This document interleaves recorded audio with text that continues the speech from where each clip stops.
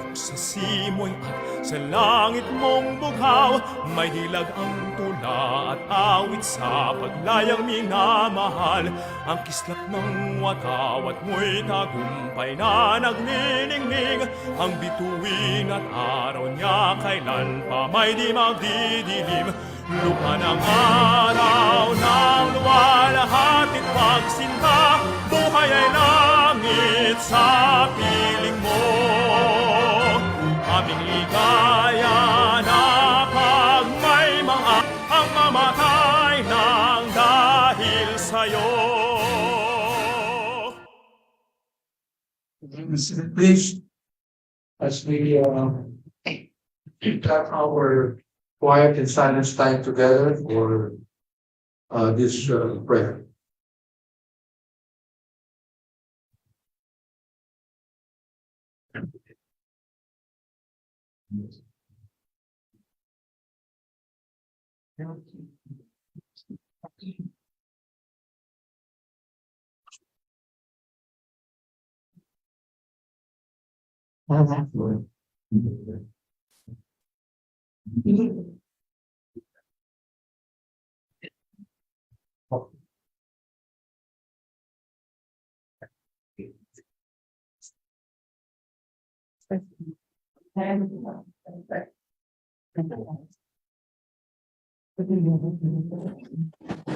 Ba?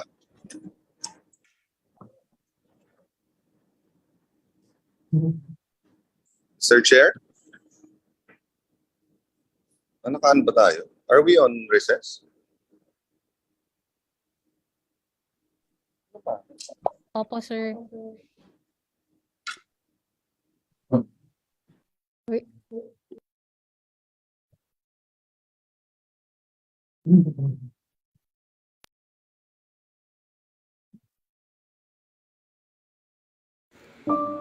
Let us bow our heads and let us pray. Heavenly Father, we praise and thank you for the gift of life and the bountiful blessings you have bestowed upon us. We thank you for this wonderful people who are gathered here today to glorify your holy name. Lead us as we engage in meaningful discussions. Give us guidance and protection as we perform our duties and responsibilities, and allow us to accomplish our goals with joy in our hearts. Help us to fulfill our task with wisdom, patience, and understanding. Grant us peace in knowing we are pursuing your purpose for our lives. In Jesus' name, amen.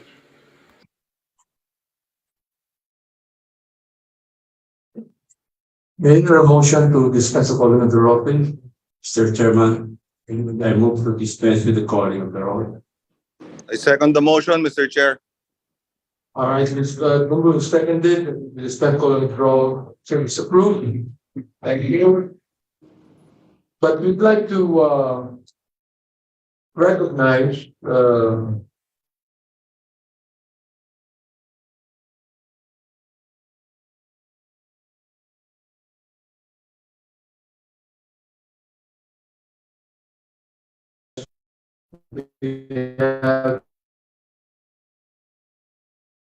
Eddie Villanueva today. We have Representative Ricardo Cruz, also with us from the game. We have Representative David Mitchie Kahayon, who is in Zoom right now. We have Representative Patrick Michael Vargas, who is in Zoom. Also, we have Representative Joseph Jojo Lara, who is also in Zoom. We have Representative Jaime Crescenelli of the Lone District of Matulum, also with us in Zoom. We have Representative Keith Micah, Attorney Mike Dinaltan of 4th District of Quezon in Zoom, and we have Representative Kathy Sashia, the 2nd District of the Union, also in Zoom. For the minority, we have Representative Manuel Raul Daniel, who is with us today, and also in Zoom, we have Representative Cordato Gabriel, the 3rd District coming in this room.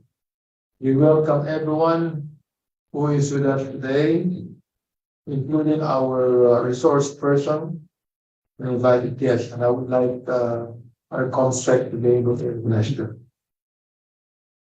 Good morning, Your Honor. For this meeting, you have in attendance or they are protocolly present. Police Brigadier General Vincent F. Palanoga, the Chief of PNP Human Rights Affairs Office. From the Presidential Human Rights Committee Secretariat, we have Director Tito Fajardo. From the Department of Justice, we have State Counsel Lourdes Mendoza. Also from PHRCS, we have Ms. Pauline Periano. From MEPL, we have Julian Agpalo. From Kalikasan, we have Ana Sedchal. From Karapatan, Ms. Cristina Palabay. From IDFM, Ms. Rosemary Trajano. From the Department of National Defense, Arjan Lee. We have Captain Romel Bucandia, PNP, PNP LOAC. Brigadier General Joel Alejandro S. Nacnab, Director, AFP, CLOAC. From BJMP, we have Attorney Maria Ramalisa Pigal, Deputy Chief, Legal Service Office. From NCCP, we have Reverend Irma Balaba. And from FINE, we have Mr. Phil Batalio. From in Zoom, we have in attendance from the Department of Education, Ms. Jonathan, Ms. Rosie, and Mr. Michael Cabrera. Thank you very much. We made a rule in the last meeting that we would only recognize to speak the resource speakers with us today face to face. I'm sorry we cannot accommodate those who are in Zoom right now, but you might be able to submit to us your position papers on what we're going to talk today. But again, we'll be recognizing to speak all of those who are with us this morning. The Committee on Human Rights has placed on its agenda today two of its legislative priority measures which it has committed to enact in the 19th Congress. The Human Rights Defenders Protection Act and the Magna Carta on Religious Freedom Act have both passed on third reading in the previous Congress, and the chair supports the swift passage of these bills as filed in the current Congress if warranted in accordance with Section 48 of the Rules of the House. In today lies a significant opportunity for us, legislators and policymakers alike, to step up in our game and steer the course of human rights towards a path that fully guarantees the exercise of our freedom of religion or belief, of thought and conscience, and our right to promote the protection of human rights. It is my core belief that conscience precedes freedom, and non-discrimination resonates above all. For these principles that we are all human beings with inherent rights that are inalienable, with inherent rights that values equality, with inherent rights that is accord to dignity and self-respect. And this is not just given by government, this is actually given by God. The freedom of thought, conscience, and religion, which includes the freedom to practice or manifest religious beliefs, and the rights to peaceably assemble and to form and join associations for purposes not contrary to law, are enshrined freedoms in the Constitution, which is not present among socialist and communist countries today, and which the state must obligate itself to recognize, promote, and protect as the primary duty bearer of all fundamental rights and freedom. Even if, for example, some of the freedoms we have in the Constitution is self-executing, yet there ought to be an enabling law to be able for us to implement such freedoms given to us by the Constitution. To the honorable members, esteemed guests, and resource persons, a very pleasant morning to all of you.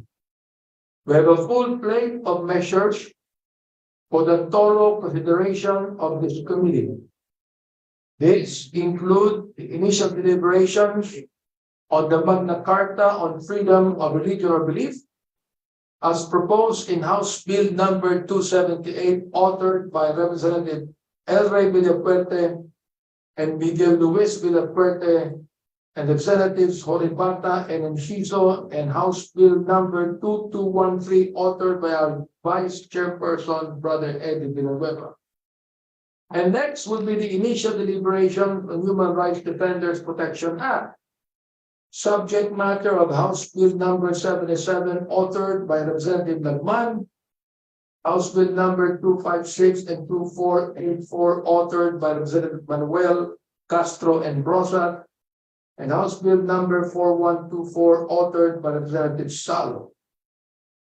As we delve into the significant issues in this meeting, let me highlight some pertinent constitutional and legal bases which support this bill.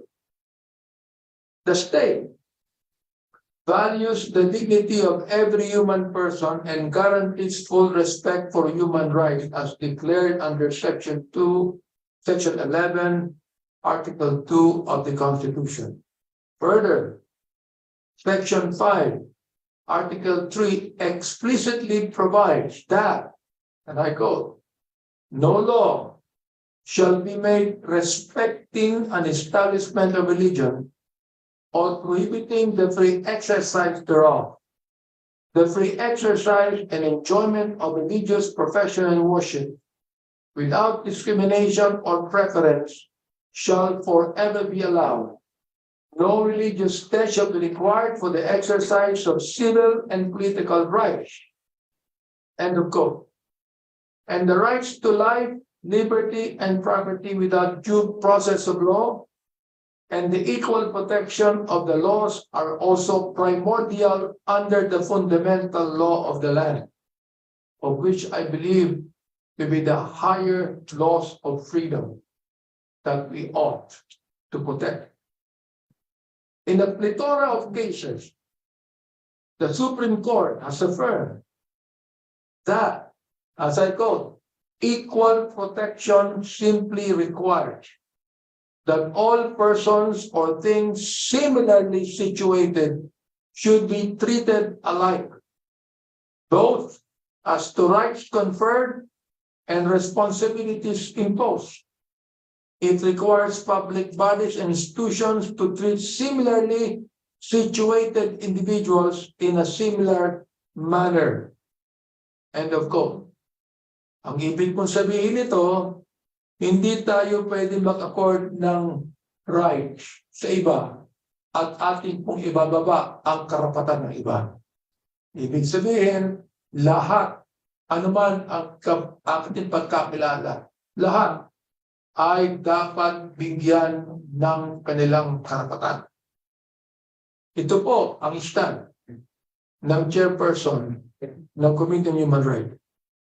As elucidated in Article 22 of the ASEAN Human Rights Declaration. Again, I quote, every person has the right to freedom of thought. Please take note, it says every person. Okay? Iba po yan pag sinabi natin all persons. Iba yan in language and grammar. Di ba? Every person has the right to freedom of thought, conscience, and religion. Tanggalin po natin ang freedom ng conscience, religion. Wala na po tayong freedom dito. Kahit meron tayong freedom sa iba, tanggalin natin ang kalayaan na sumamba at manampalataya sa Diyos at yung ating konsyensya ay walang kwenta na ang freedom na binibigay natin sa iba. Alright. Sabihin ko din, as I quote, all forms of intolerance, discrimination, and incitement of hatred based on religion and belief shall be eliminated. Yan po ang Article 22 of the ASEAN Human Rights Declaration, hopefully that all countries in the ASEAN would implement and believe in.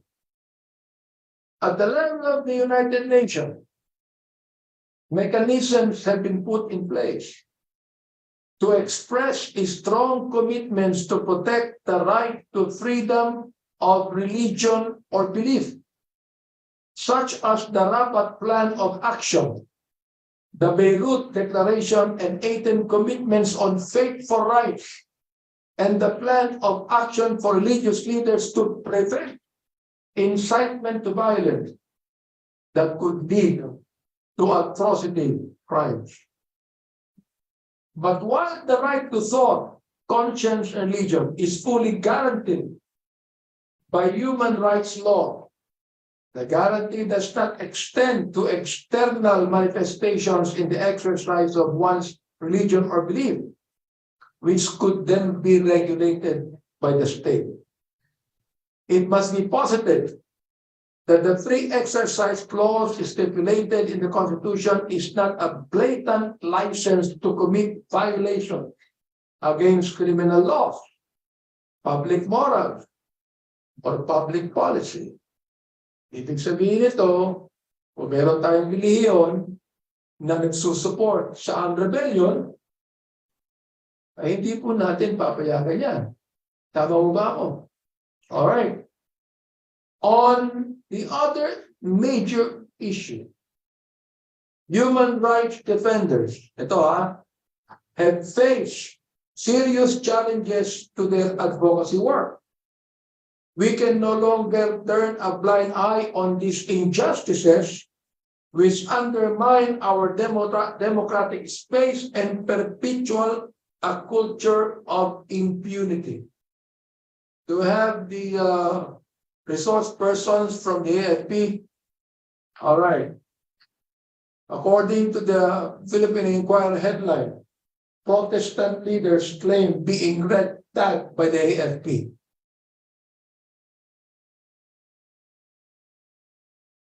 I would like to find out from you if this is true. Because there are pastors and lay leaders of the United Church of Christ in the Philippines, named the military chief, other armed forces officers, men in writ of amparo petition before the Supreme Court. The armed forces does not have any authority to wreak that. They can investigate. They can investigate. They can act, even go to court against them. Pero wag naman yung red tag. Wag naman yung red tag. Nire-red tag lang yung mga hindi na kinakain. Right? Now, in the 2022 Rule of Law Index, which is annually published by the World Justice Project, the Philippines ranks 97 out of 140 countries, signifying its dismal performance on the adherence to the rule of law. This index includes factors indicating constraints on government power, respect for fundamental rights, civil and criminal justice, and several others. The rule of law, in its universally accepted definition, it states that, I quote, the people, including the government, should be ruled by the law and obey it, and that the law should be such that people will be able and are willing to be guided by you. Simply put, no one is above the law. We don't even care who they are. No one is above the law. Hence, I make this clarion call to action for the Interagency Committee on Extralegal Killing and Forced Disappearances, torture, and other grave violations of the rights to life, liberty, and security of person created under Administrative Order Number 35, 2012. To reinvigorate its clear mandate to investigate and prosecute cases of such human rights violations and restore the rule of law.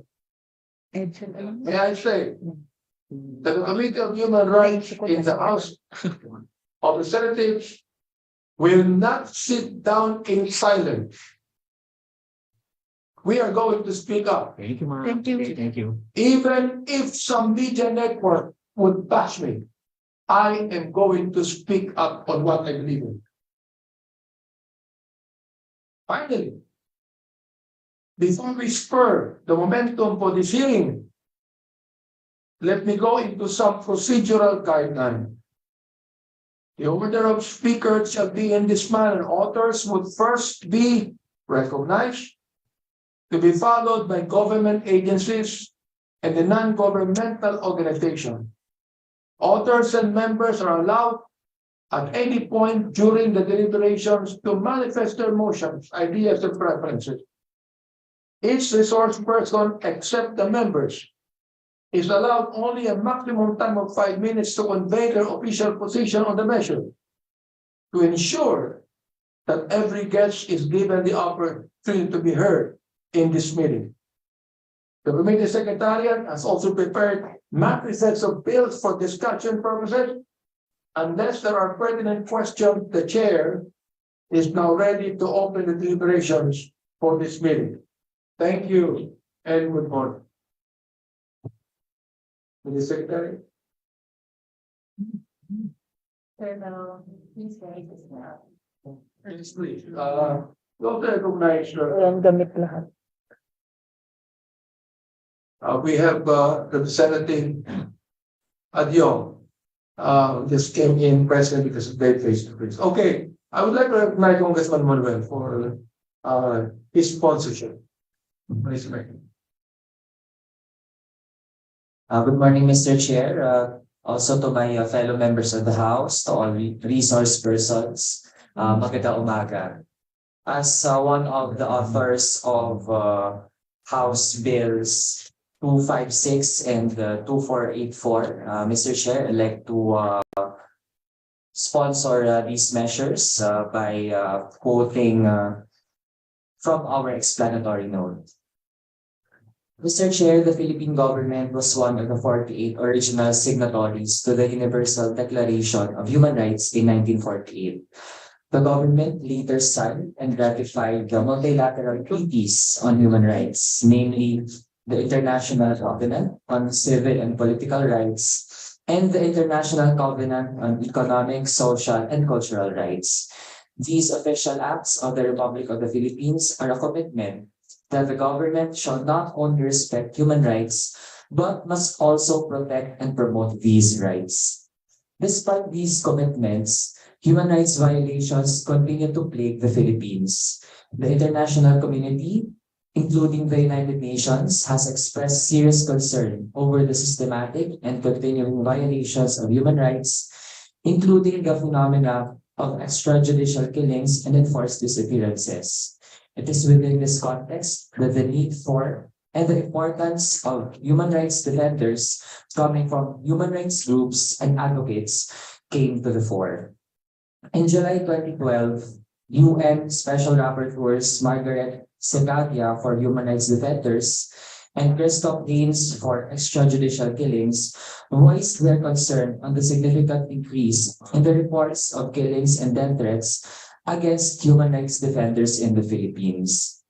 These attacks on human rights defenders were by no means limited to the Philippines. Despite the international recognition of what is known today as the International Bill of Human Rights, many countries not only continue to violate the rights of their people, but also attack human rights workers and advocates who criticize governments for human rights abuses. The Philippines is the second highest in killings of human rights defenders worldwide, according to the 2015 report of Frontline Defenders, or the International Foundation for the Protection of Human Rights Defenders. The Philippines is second to Colombia and the highest outside the Americas. According to the report, the 31 killings of HRDs in the Philippines in 2015 make up almost 60% of the 52 recorded in Asia and the Pacific.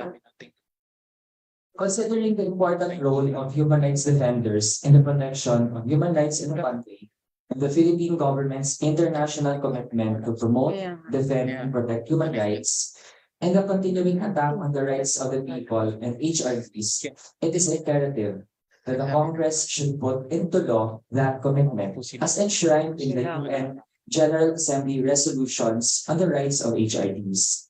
It is necessary that the relevant provisions of the International Declaration are translated into a binding commitment to protect not only human rights, but also those who work to defend these rights, so that they may be able to fulfill their important role in society. In this light, Mr. Chair, a law protecting human rights defenders and penalizing any violations of their rights in the pursuance of their advocacy must be immediately enacted. First filed in the House of Representatives by Bayan Muna Representative Sotoro Campo during the 14th Congress, these bills are refiled in the 16th up to the 18th Congresses by representatives of the Makabayan Coalition ng Mamamayan. It was unanimously approved on third reading on January 17 of this year. In that light, Mr. Chair, again, I'm pleased to sponsor House Bills 256 and 2484. Thank you very much. Thank you, Congressman Manuel of the Kabataan Party List. You have, I think, four bills of the same nature. Do we have the other sponsors to do it? Yeah, I just would like to read the letter that Congressman Legman wrote this, and I would like this to put on record. Okay. Dear Chairman Abante, I truly appreciate your honors expeditiously setting for consideration by the Committee on Human Rights of House Bill number 77 on defining the rights and fundamental freedoms of human rights defenders, declaring a state responsibility and instituting effective mechanisms for the protection and promotion of these rights and freedoms, of which I am the principal author. Much as I would like to be physically present during the meeting scheduled for November 29, 2022 at 10 a.m., I am constrained to honor a previously set meeting with the Age Healthcare Foundation in partnership with Reproductive Health Boxing Network, at the same time in Makati City. With leave of the chairman of the committee, may I be allowed to use my sponsorship message a control note of House Bill number 77. May I underscore that identical bill, House Bill number 9199 and House Bill number 10576, on the protection of human rights defenders have been respectively approved on third and final reading by the House of Representatives during 17th and 18th Congress. Consequently, pursuant to our rules, House Bill number 77 be accorded a pass claim by the Committee on Human Rights so that it can be referred to soonest plenary consideration. Thank you and warmest personal regard, Congressman Eshel Legman. All right, so that would be on the record. Now let us hear now the others who speak to have the position on it. Yes, Mr. Chair. May we first recognize the representative from the Philippine National Police, Police Brigadier General Vincent Calanoga.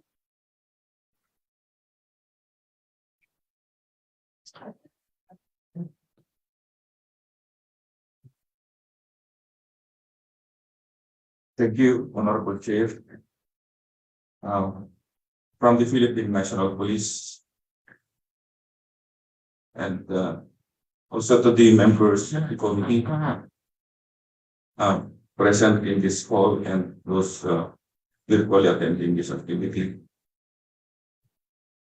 May we submit for the committee's attention the statement from our organization. The protection of human rights in our country is guaranteed by no less than the 1987 Constitution. Accordingly, the state values the dignity of every human person and guarantees full respect for human rights.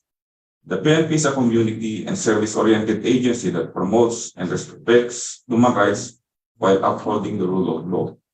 As advocates and protectors of human rights, the PNP is duty-bound to protect and safeguard these rights, as well as secures their continued exercise and enjoyment thereof. The PNP has since then adopted a proactive measure to effectively address human rights issues. In addition to our previous submissions, it is worthy to include the following. The Philippines is a government of laws and not of men. No less than the Philippine Constitution protects and promotes the human rights of all people, to include those human rights defenders. Landmark legislation and on the protective of victims on human rights violations, as well as protection and security of persons advocating for human rights, are in place. Further, Administrative Order number 35, of which the PNP is a member, and help in the investigation and resolution of grave human rights violation.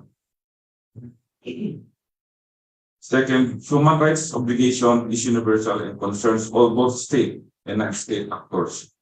Protecting and promoting human rights is not only the obligation of the state actors, but it's also the obligation that can be properly observed by non-state actors.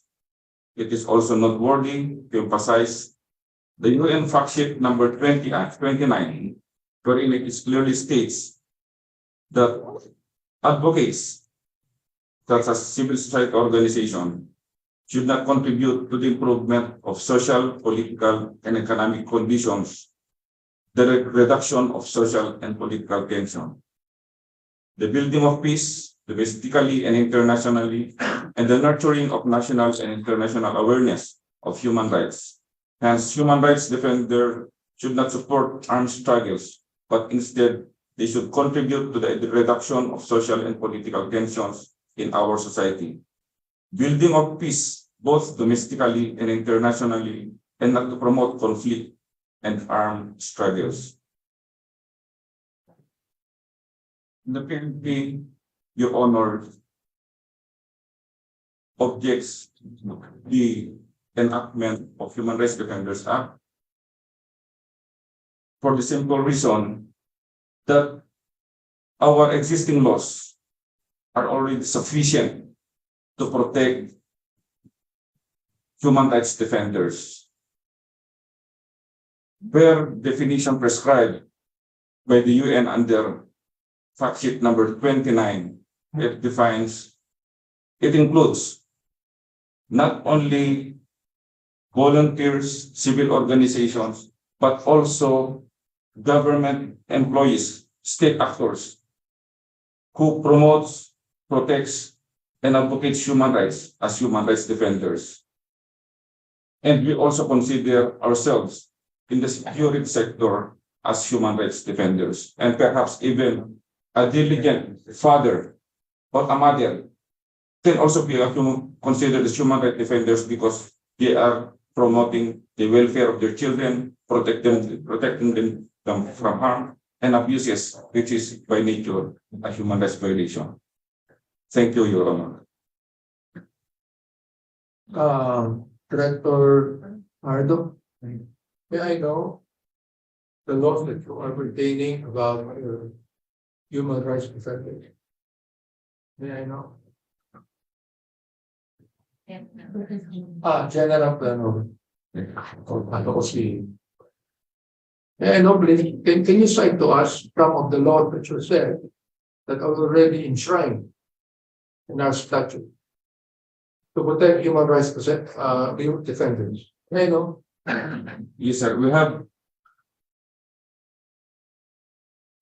practically, Your Honor, we have the whole of the revised penal code. oh, you don't say that. May I know the pertinent laws in the revised penal code for human rights defenders?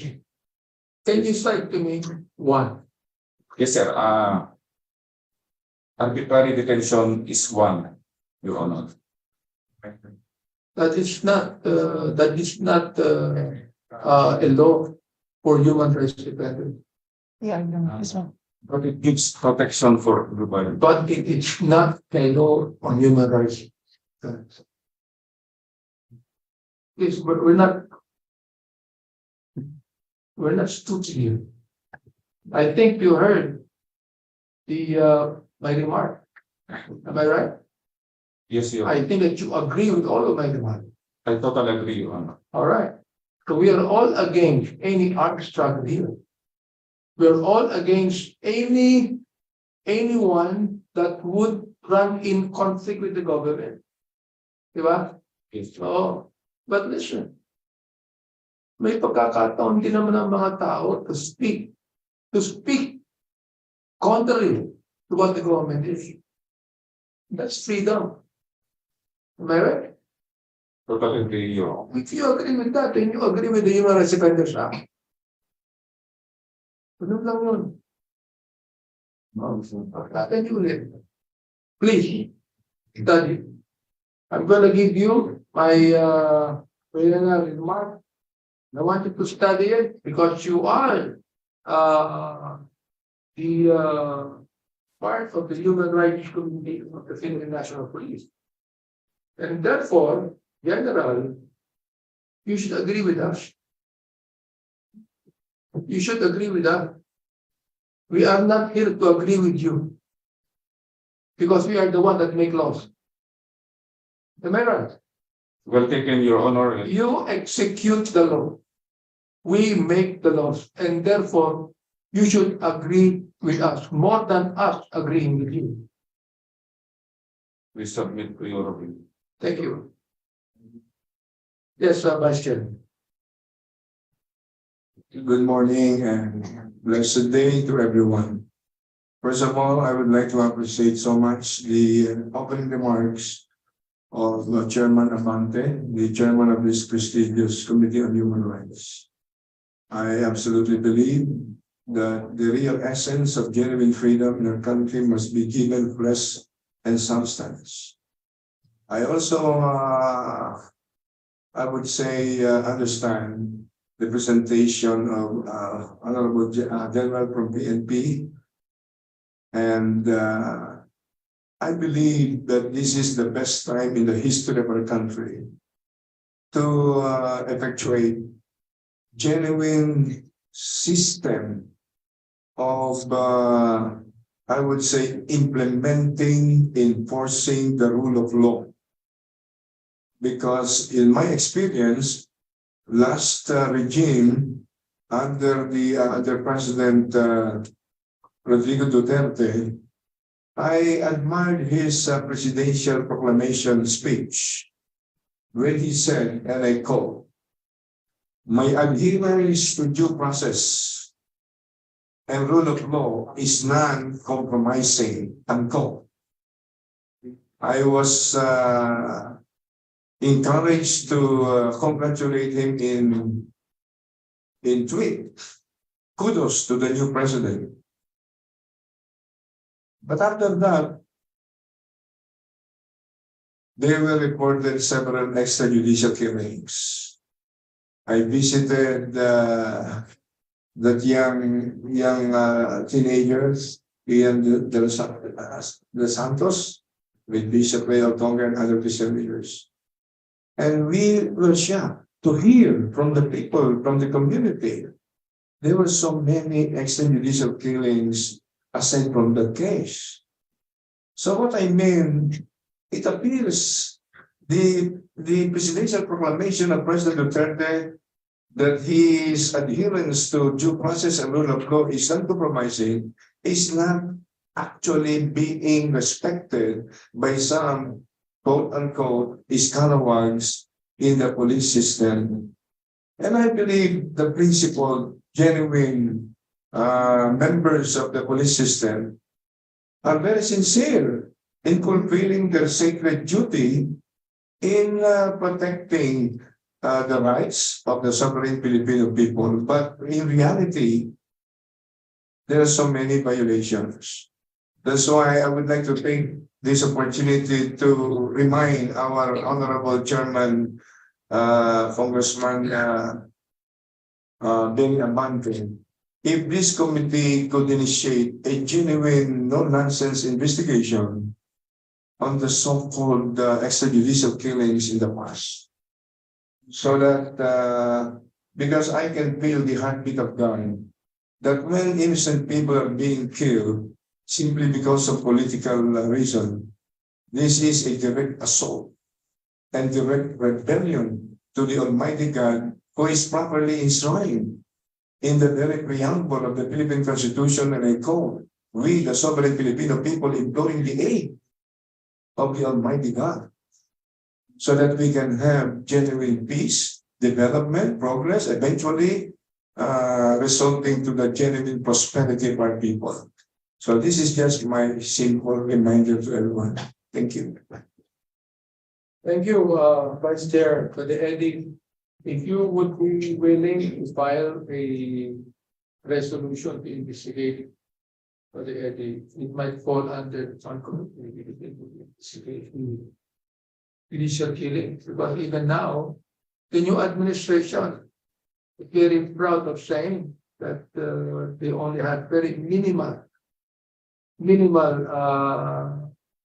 deaths in the drug war. Pag ibig sabihin nun, pag minimal yung nangyayari ngayon sa drug war, eh mali yung ginawa na ating administrasyon. I think is this, Mr. General, bilang kayo ang nasa-human right, eh dapat lamang, patayan nyo ang Philippine National Police. You said that we are a government of law and not of them. True. Wag nawa sa Philippine National Police, you become a government of guns. You don't want that. Di ba? So, naniniwala ka to. It's a human rights committee ka ng Philippine National Police. O, sabi mo sa akin, you agree with everything I said in that my preliminary remark.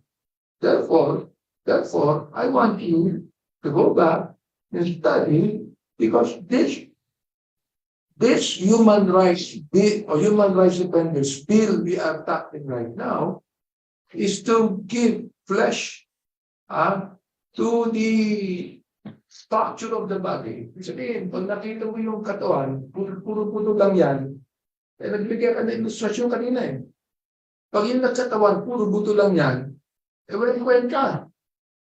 Itong kongreso, nilalagan natin ng flesh ang butong yan. Pinubuo natin para maging maganda ang katawan ng tao. Tama mo ba ako?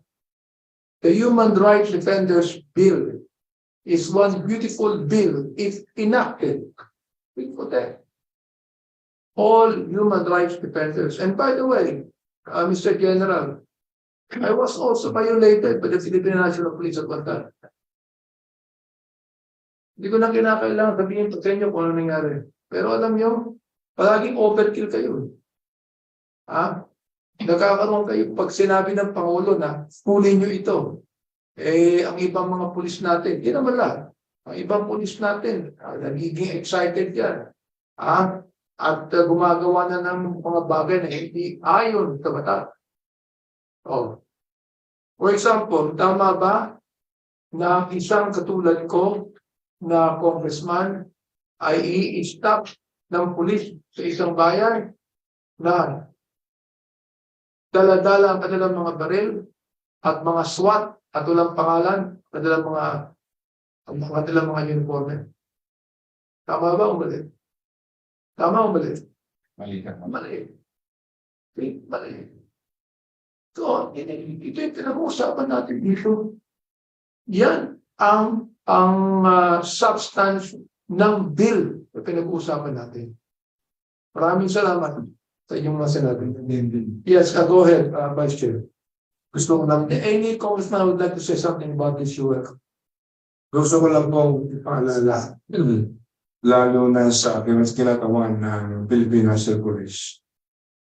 Kung ating pong susuriin ang mga pangyayari sa ating bansa, objectively motivated by genuine love for our country, dapat matuwa po ang kabuuan ng Philippine National Police. Why? Dito sa bill na ito, panukalang batas, in giving sufficient protection sa protectors ng human rights, yung pong mga good elements sa Philippine National Police, which I believe the vast majority of in the Philippine National Police, the vast majority are sincere in their sacred duty to accomplish their noble task in their earthly existence. Nadadamay sila sa ilang mga scalawags. Nadadamay sila sa ilang mga police elements na gusto magpasikat. Gusto magawa ng mga quote-unquote radical changes resulting many times to extrajudicial killings just for promotion, just to flatter their superiors. What about the vast majority of policemen? I talked to many of them. They confess to me. But they have, this is supposed to be confidential, but our aim here is to really create a genuine civilized society that could pave the way for genuine peace, the peace that is indispensable in the development of our country, because without the genuine development, there can be no genuine economic growth and progress. And without economic growth and progress, it is impossible for the masses of people to experience genuine prosperity for all. So, in conclusion, let us discuss this bill giving protection to the human rights protectors objectively, seriously, at kung may mga provisions na mga makikita na pwedeng gawing pwedeng maging abuso in persecuting good elements of the Philippine National Police, hindi po natin papayagan yun.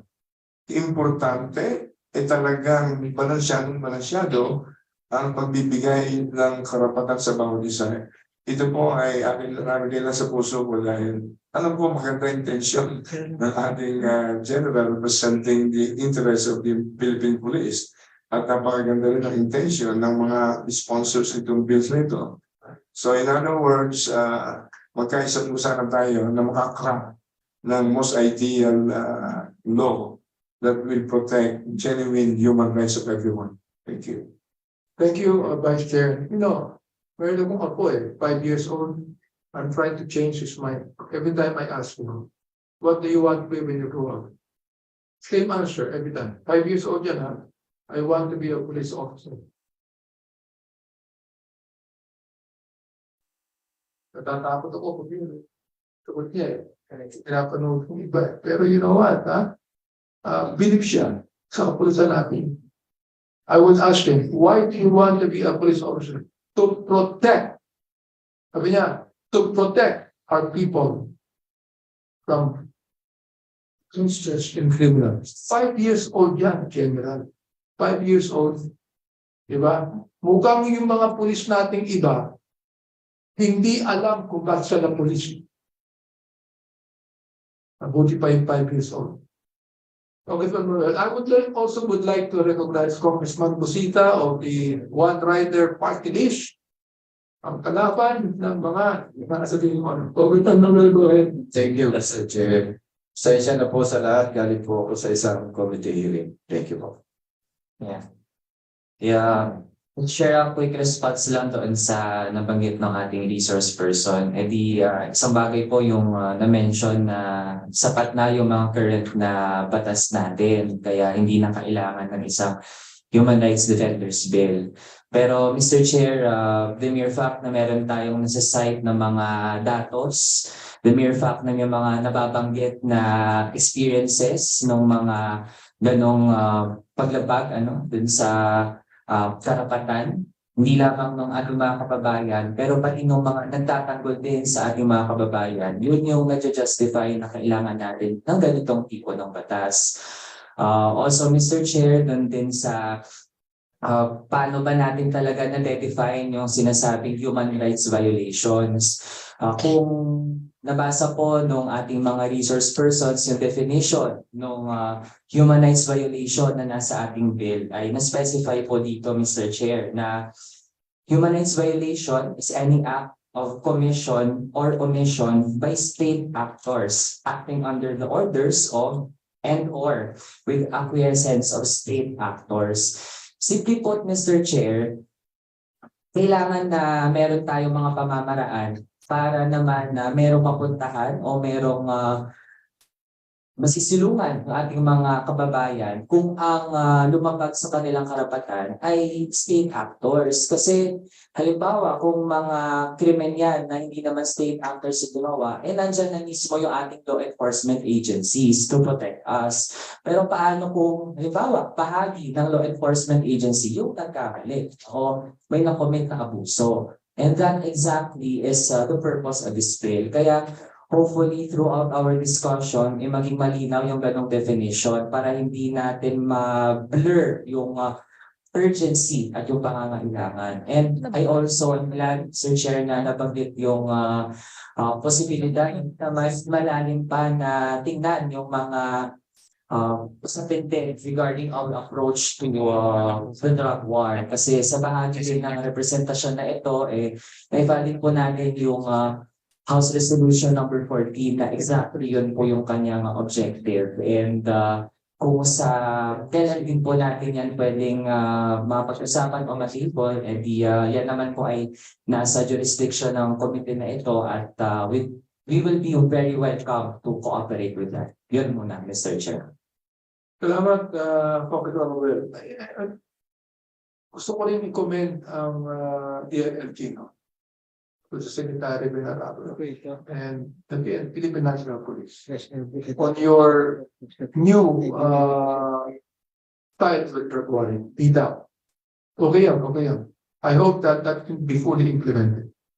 Yun ang aming prayer dito, Mr. General. Thank you, Mr. Chair. Very much appreciated. It meant so much to us. Okay.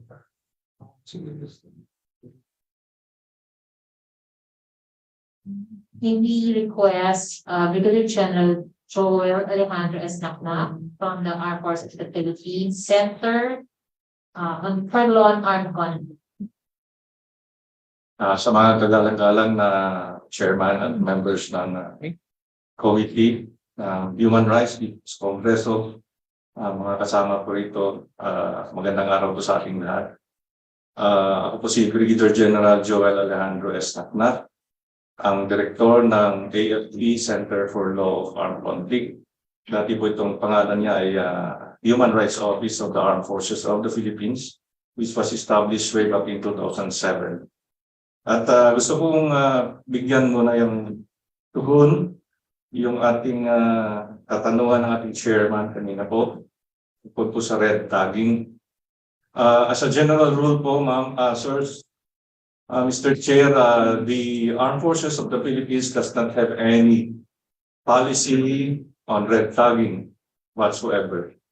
Kaya po, we welcome the report or the process of filing the case, writ of amparo before the Supreme Court by the petitioners para po kung magkaroon ng investigasyon at malaman po kung may nagkamali kaming mga tao, ay mapoprosecute po natin at papigyan po natin ng lunas kung ano man pong kasalanan na nagawa.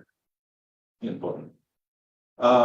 Mr. Chair, I respectfully read the proposed or position paper rather of the Armed Forces of the Philippines. The Armed Forces of the Philippines, as the protector of the people and state, has always been committed in upholding the rule of law, especially human rights, as reflected in the AFP's roadmap to transformation, policies, and also programs. The AFP commends the basic intent or intention of the proposed legislations, which are consistent with the values of the state. As evidence, the existing laws, legal remedies, and jurisprudence, which safeguards the people whether their rights are violated or threatened to be violated in times of peace or in war. The AFP is of the humble view that the current laws are sufficient not only to protect the human rights advocates in the lawful exercise of their rights, but as well as to guide government agencies, bureaus, or instrumentalities such as the National Police and the AFP in the conduct of their legitimate operations consistent with the respective mandates. In the proposed legislations, the rights and freedoms enumerated are already considered protected. Protected rights when lawfully exercised and are only subjected to certain limitations provided by law.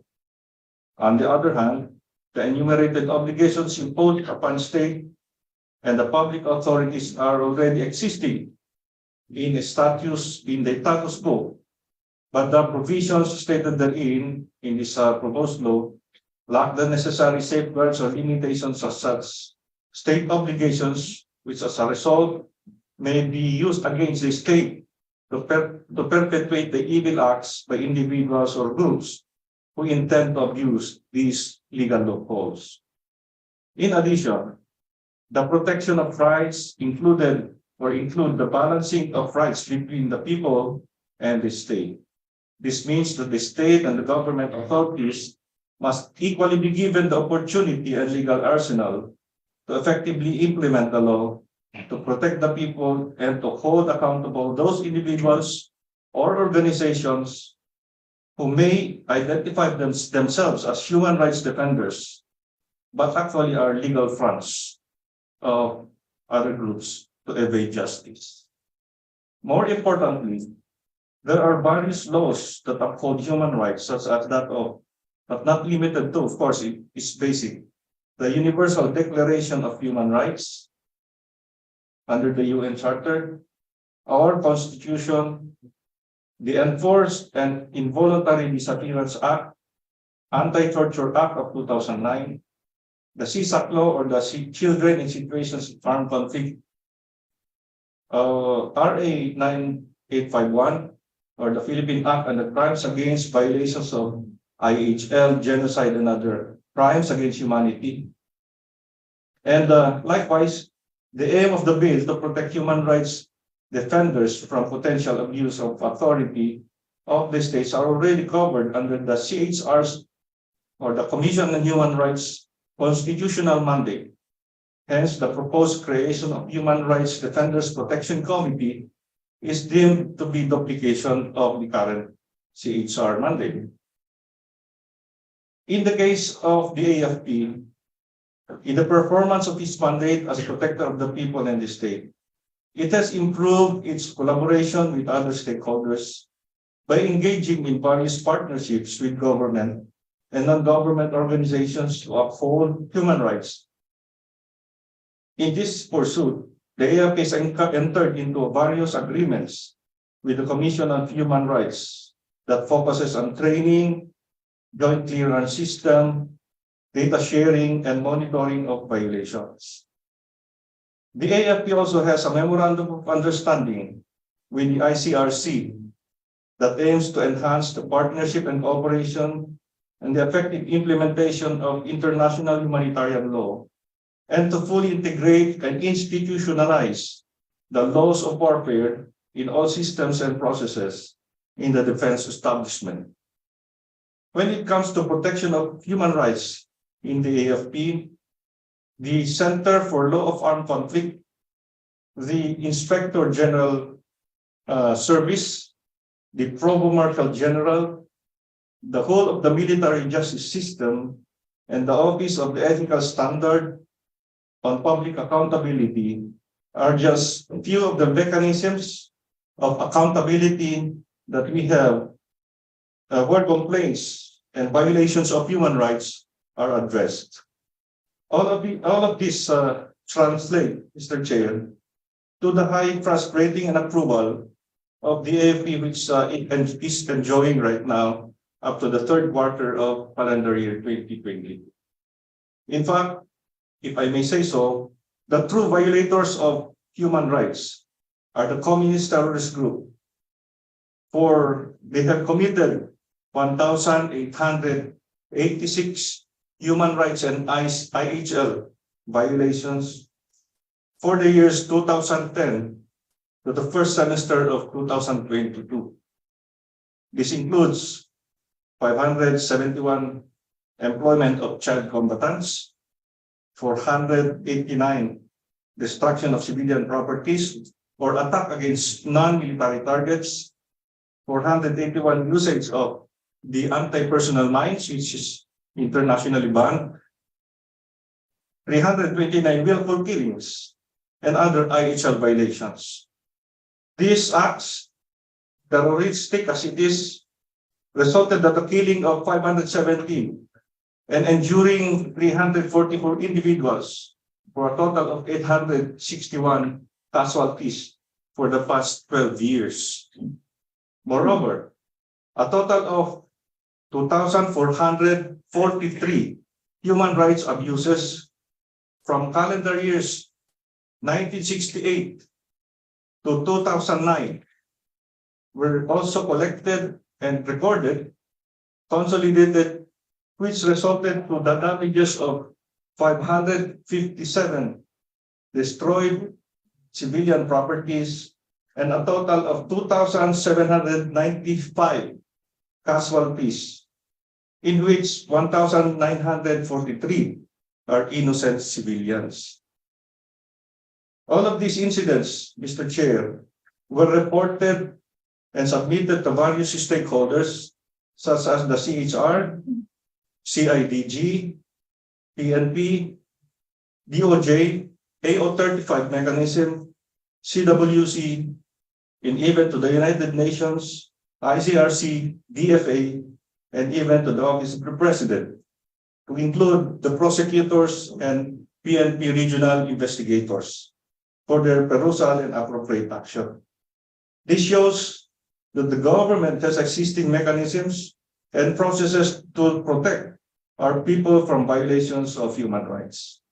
These are interagency committees, task forces, and executive issuances to further ensure protection of human rights, thereby rendering the passage of this bill unnecessary. In view of the foregoing, Mr. Chair, the AFP respectfully do not recommend the passage of the aforementioned proposed legislation as is.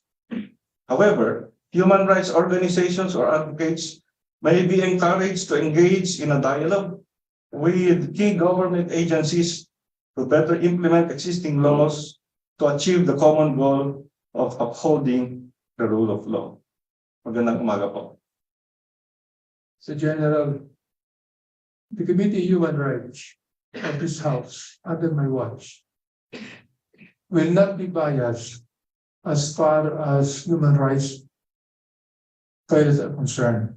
We're not only after the violations of the state actors, as has been said. You mentioned about giving information to a lot of agencies in government, but not giving information to us.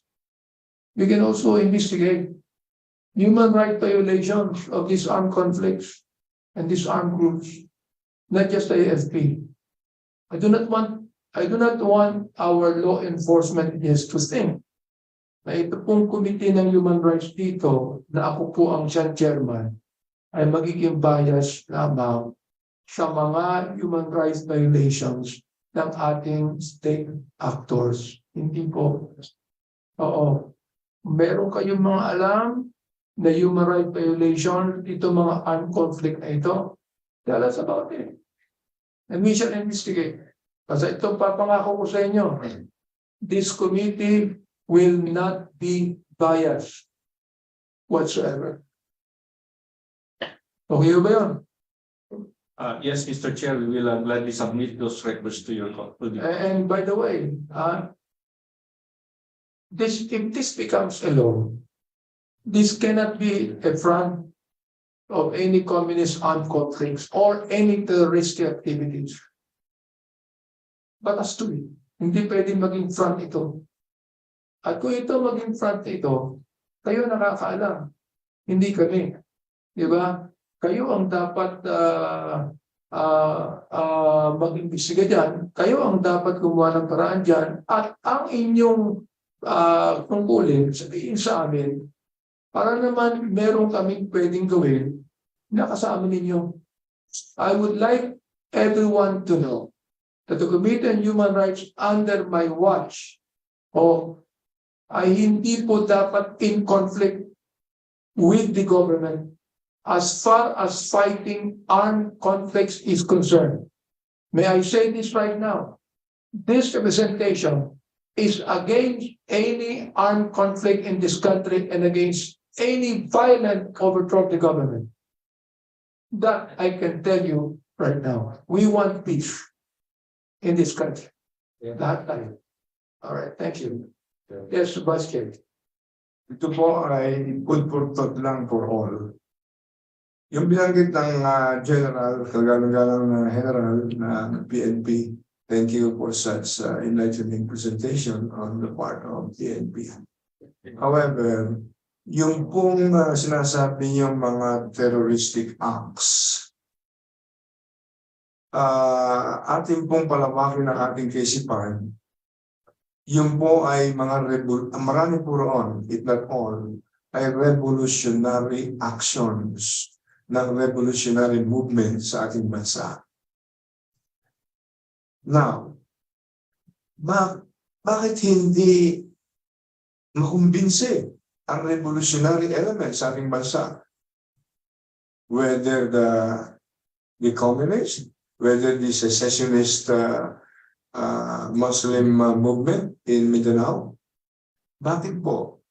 Isa po sa naisip na aking maliit na pag-aaral. Yung repeal ng anti-subversion law.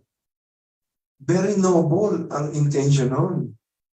Ang intention nun is to enhance the free market of ideas. Let there be clash of ideas in our country, minus violence. Pero it appears yung very essence and noble intention ng repeal ng anti-subversion law is being dishonored. And this is the reason why some elements are being forced to resort to violence. So this is just my food for thought for everyone. I believe all of us here have genuine intention how to give our Filipino people a chance to experience a genuine peace in our country, so that in these last days of this earth, we can give our countrymen a chance to experience genuine peace in vision and dream by God for all. Just a reminder, Mr. Chairman. Thank you. Before I call Congressman Jong to say something.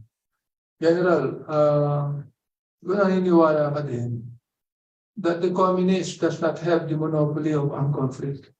Correct? Yes, Mr. Chair. Yun. Sinabi po ng ni Vice Chair na ito pong ating bansa, democratic po tayo, komunista ka man o hindi, basta hindi ka naniniwala sa armed conflict. You could be able to discuss with us and debate with us. In fact, in 1986, siguro bata ka pa, di ka pa general. Di ba?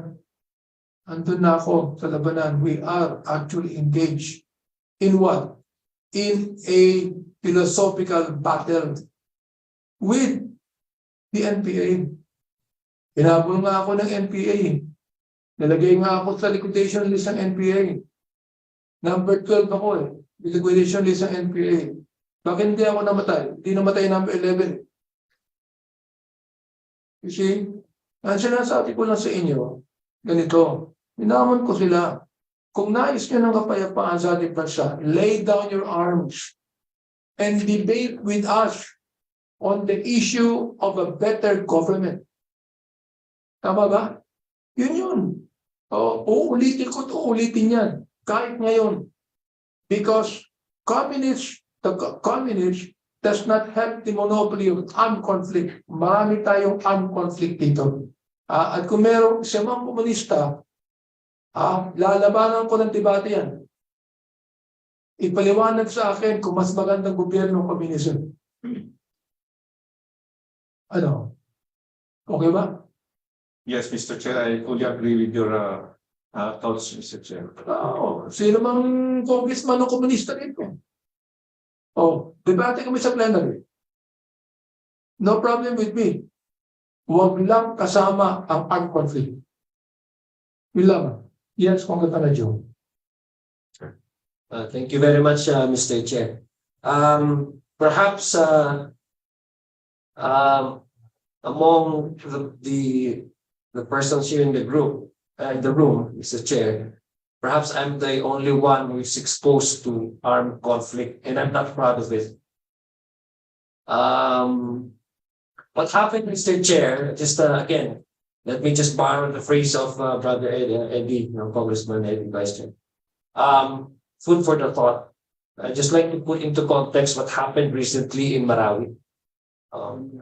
General, even before the complete liberation of the areas then at that time during the early months of the conflict controlled by the terrorist group, we have already won in Marawi because our troops have won the support of the people. And even while the war was still ongoing inside the most affected, most battle area, the main battle area, we have already prevailed because the people supported the troops. Because, Mr. Chair, while the war was ongoing, our troops, the PNP and the military, have supported all the NGOs, all the civil society organizations who have been working to protect the residents from not only from physical harm, but those harm that may have imposed upon them against their properties, against their families, and etc. So meaning to say, there's no problem when it comes to our state actors engaging with other organizations. Organizations would promote human rights, because I've seen that firsthand during the Marawi siege. So I think, Mr. Chair, the apprehension that we heard from our partners from the security sector, to me, pardon my ignorance, it's I think the difference, sometimes conflicting definition on what state actors are. If we use organizations that may espouse violence or involve in criminal acts, but not connected with the government or not using state resources to pursue their narcissistic objectives in causing havoc and harm in our society, then they are not state actors, they're simply criminals and terrorists. So I don't see any reason, Mr. Chair, with all due respect to our uniformed men here, because we saluting, I personally continue to salute you because we recognize that without your support, Marawi City would still be in conflict at this moment. I don't see why there is an apprehension, perhaps a fear, to accept that on the ground, and I'm not talking about the organization in itself, but some elements within the organization, even in Congress, as the chairman has said, may mga communist-leaning congressmen here. No, because these are ideological, what you call this, the association ng pagiging komunista or yung pagiging ibang klaseng ideological po ito. What we are actually putting here as a measure is for these organizations who espouse violence, hindi makakuha ng propaganda para mag-recruit pa. You know why, Mr. Chairman, bakit kanina po na-mention po ni Congressman Villanueva, ni Brother Eddie, and in fact, wala na pong Muslim secessionists po, Mr. Chairman, because the MILF and the MNLF are now partners of the government. We have already established a peace treaty, an agreement with them. Mr. Chairman, alam niyo po kung sa experience po namin, sa experience po namin, kaya po nagkakaroon ng recruitment nagiging attractive yung ideology ng mga iba na nagkukos ng anarchy sa ating society. It's because may mga mas maliliit na bagay. Maliliit lang maliliit. Ay, hindi ito ginagawa at hindi ito in-expose ng ating security sector na mga violation. Those are used as a propaganda to attract recruits. Tinan mo nga, may ginagawa, may violation, dumaan si congressman, abante doon sa daan, tapos hinarang sila, ibig mo congressman yan, ano pa kaya kung ikaw? Diba? Na ordinary pa na tao. This words of the mouth, no? Nagsispread yan, nakaka-invite yan ng recruits. Mas na-embolden sila. We are actually providing the platform. The more there are abuses, the more platform we provide to these organizations we consider terrorists or criminals. So in this way, Mr. Chair, this will be a platform for the government, for the advocates of human rights, and for our not only the security sector but all of us, no, na magkaroon ng engagement at mas mapabuti at mas mapapaganda ang imahe ng ating gobyerno. I am not being selective here, Mr. Chairman. I'm not just talking about our security forces or security sector. We're talking about the government. Because whatever our men in uniform do, it reflects to all of us. Those who are working in the government. So gusto ko yun ang mawala, yung stigma na yun. That once you are wearing barong, wearing Americana, goes to this certain office, you're automatically against human rights. And once you are, bragging your rights and voicing out your rights in the street, you're automatically anti-government. That's supposed to be, dapat yun po ang tanggalin natin sa mga isipan natin. So ako, Mr. Chairman, I would wish that our security sector would really, make this appreciate this measure by this committee, na hindi po ito malilesen sa inyong integrity. Rather, this will give you the platform to engage with your citizenry, and then mapakita po natin that the PNP is here to protect, to serve, and to protect. That, I just want to include that, Mr. Chair po, kasi yung nangyari po sa amin sa Marawi, sa totoo lang, hindi po yun magiging successful without our troops. At ina-appreciate po namin ang kanilang tulong. But kailangan din po natin na ma-admit na sa lahat ng organization may mga nangyayaring pang-abuso. Thank you very much. Thank you, Congressman Jong. Napakaganda na sinabi mo. Yes, Vice Chair Villanueva. In addition po sa magandang remarks ni Congressman Adjo, pasamantalahin ko lang po na masabi ko ito, baka hindi naman ulit itong masarap na exchange of views natin. Para sa concerned representatives ng police and military forces ng ating bansa. May mga nakausap akong mga retired generals, ilang kaibigan ko. And some of them were shocked sa nangyayaring solusyon sa Marawi City. Ang Marawi City, napakagandang syudad. Namatay. Hindi ko makakalimutan yung 13 newly graduates ng PMA.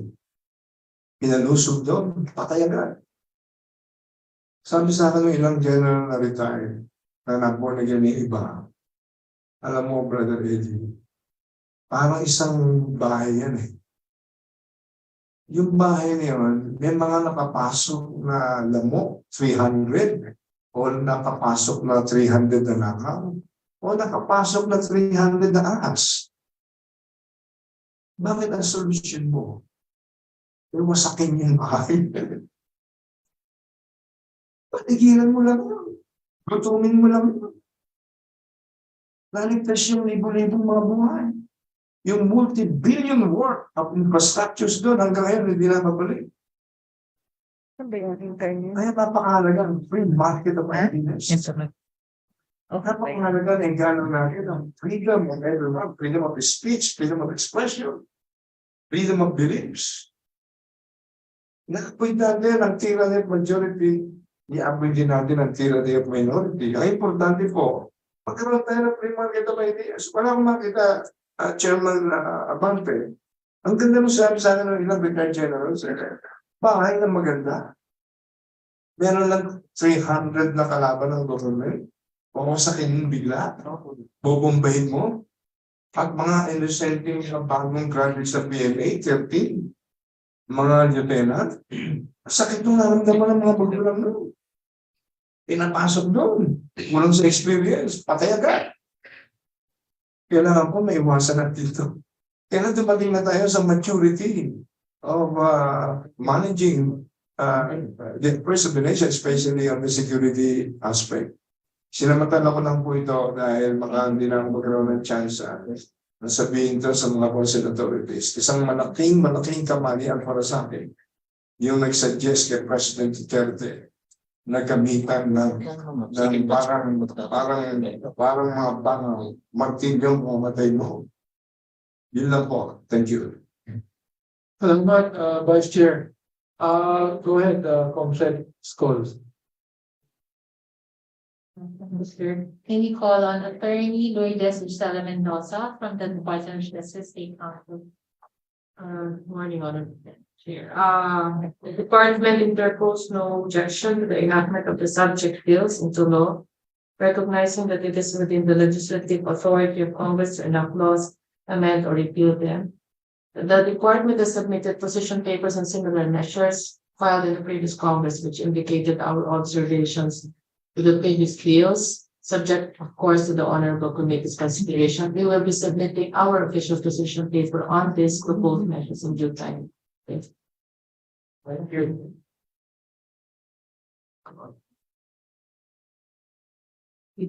Next is Director Tito Marshall Fajardo from Presidential Human Rights. Magandang umaga po, kagalang-galang Abante, Congressman Villanueva, Congressman Cruz, Congressman Madral, Congressman Adyong, and Congressman Sita. Sir, we have prepared a position paper 3 days long, and also prepared a presentation. By your leave, I am allowed center. It's a colorful presentation. It's a warm and cozy presentation. Ilang minuto po yun? I would estimate it to be 5 minutes. 5 minutes. Or ba makikita natin? Alright, so tinan po natin. Pakitanggal mo na lang yung face mask mo. Baka human rights violation pa yan.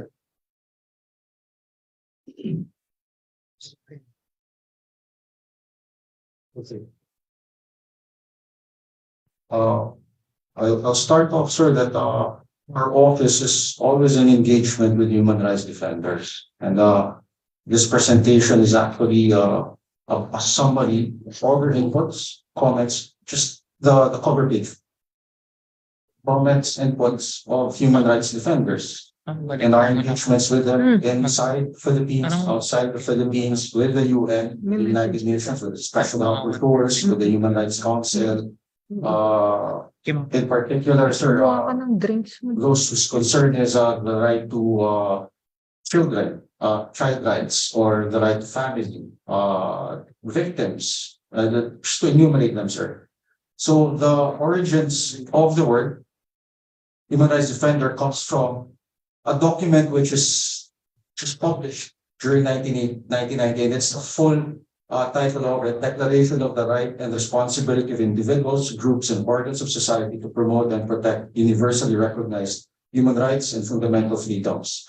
It's a 7-page document with 20 articles. Next slide.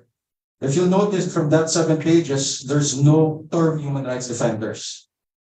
It was not used in that document, but the theme of that document is inclusivity. And this is something we've been discussing this morning, is that we all have the same thoughts on human rights defenders, and that we're all united in that thought. And the second slide, please. And thus the UN, knowing that the declaration itself said some lacking in please a context. And this is what earlier General Calanota had stated, UN Fact Sheet 29. Next. Is published by the Office of the High Commissioner on Human Rights to clarify a lot of aspects in human rights defenders and the concept itself. Next. One of the things that they had stated there is that it's not really a profession. It's not a title conferred or a regulated occupation, because from their aspect, the term is very inclusive. It means all of us. All of us here are human rights defenders. As a matter of fact, next, could you please press? Their example, as you discussed earlier, sir, about your grandchild wanting to be a policeman, sir. And that was what the UN had in mind when they actually used policemen and judges as an example of a human rights defender, because a policeman is the first responder whenever the human right to life, liberty, or security of persons is threatened. And thus, sir, the UN had that in mind. And actually, in one of the draft bills, I understand that was a draft bill from Congressman Salo, he also made that provision, recognizing that the state is actually the duty bearer or the first primary human rights defender. Next slide, please. Okay, one of the key points, there's 3 key points in UN Fact Sheet 29. Could you show the whole slide? Okay, the first is acceptance and universality of human rights. That was already expressed earlier by General Naknak in his position. Advocacy, and this is only to express that this is not a title or a profession or an occupation which is regulated or given privileges between and amongst human beings. And the UN expresses that everyone is a human rights defender. It's inclusive. And the most important in that document is what we were discussing earlier about violence and conflict, is that to be a human rights defender, and this is the exact terminology used by the document itself, peaceful activities in order to comply with the Declaration of Human Rights Defenders. We were discussing this earlier, sir. I think it's a worthy thought that hate, extremist violence, and the recruitment of youth to such activities does not qualify as a human rights defenders. Because, sir, in a lot of our engagements with human rights defenders, when we engage with child rights advocates, child rights defenders, family rights defenders, they're very particular in certain aspects that children are being taken by violent extremists. And that's their advocacy. That's their human rights defenders advocacy. That is to prevent their children from being taken by violent extremists. And Congressman Adyong had earlier stated that the city, Marawi City, was a victim of this conflict. And there were some child combatants that were rescued by our state actors, being that they were acting as human rights defenders in rescuing these child combatants. Next slide, please. And this is the Philippine setting, sir. These are actually, could you please lay down the whole slide? This is what we call as the Philippine civic space. We just had an election that's 55 million voters through vying for 18,000 elected positions. And these are where our human rights defenders are found. It's either in the 101,000 registered nonprofit organizations or 60,000 NGOs that exist in the Philippines. They're all registered. And this is our civic space. That's 1,000, more than 1,000 radio stations, 500 TV stations. And with regard to advocacy such as labor rights and trade unionism, we have 18,000 registered unions and 123,000 labor organizations covering more than 2 million workers. And we have a participant from the Indigenous Peoples, the National Commission on Indigenous Peoples. We have 5,000, more than 5,000 indigenous mandatory representatives and more than 1,000 indigenous peoples organizations. And this topical officer were actually accommodating 1,000 political asylum seekers. And just to lay the predicate, sir, this rule is free space for us to discuss. And that was what Congressman Villanueva was saying earlier. That's we could clash with concepts. We're free to discuss. And I understand I have friends, human rights defenders with me right now who will be conveying these same messages. We don't have to agree. We're just freely discussing amongst ourselves in a safe environment in this beautiful room, sir, with a controlled temperature and look. Next slide, please. And sir, just to give an awareness of where we are, sir, we're the Philippines. And there are I understand that more than 195 UN member states. And out of that 195 UN states, there's three countries which have specific laws with human rights defenders. That's Mexico, Mongolia, and Honduras. The difference between these countries and the Philippines is that their national human rights institution, or what we call here as a Commission on Human Rights, is not a constitutional body. These countries, for example, Mexico and Mongolia, established their Commission on Human Rights, or what they call in their own languages, national human rights institutions. They've merely established it through presidential decrees or laws, which would sometimes change depending on what Congress or, in our case, or the Philippines, has a very firm law establishing the Commission on Human Rights, which is the Constitution itself, sir. Next slide, please. During the 4th cycle UN Universal Periodic Review, just this November, there were 289 recommendations from 107 states. And we just enumerated the top 5 recommendations from all these 107 states. Laid out the whole. Okay. So you would notice, sir, that first of which is the ratification of human rights instruments, which will also be one of Parliament or legislature's mandates is to ratify. Next is the access to education. This was mentioned by 21 states.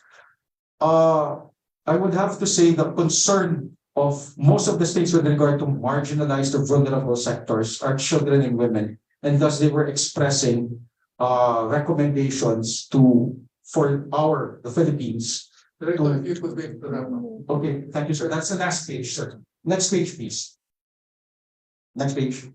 Okay, thank you, sir. Thank you, sir. Well, Director, you are you represent the Presidential Human Rights Committee, no? Yes, sir. Under the office of the President. I appreciate you telling us on the UN declaration. Yes, sir. But this representation here is not very much concerned on the UN declaration. Besides, sir. I am concerned on the Philippine Constitution. Yun ang ating concern, di ba? I mean, declaration ng human rights ng UN, ang pag-violating yung mga gumawa. Oh, America is violating the declaration of human rights ng UN. Europe is also doing that. Tapos pipilitin ng ating bansa na i-accept lahat ang recommendations ng UN. Hindi naman siguro tama yun, di ba? Kaya sinabi ko nung isang araw na I do not believe the UN human rights. Tapos, tinira ako ng isang media network. Di ba? The thing is, sabihin mo kung ano na to, pa-charge na to. Pero tapos na rin. Our concern is to be able to implement the human rights provisions of our Constitution. Yun ang ating di ba? Kaya maraming salamat din pagka binanggit mo yung UN, ano. Eh kahapon nga, kausap namin yung rapporteur eh. Oo. Itong si rapporteur na to, nagpunta dito, she refused to have the antigen test. Samantalang protocol ito sa Congress. Congressman, lahat, nag-antigen test. She refused it. Pinakiusapan siya palagi. For 30 minutes, she refused it. I just imagine, he is the UN Human Rights Special Rapporteur, violating our own human rights. My goodness. Go ahead.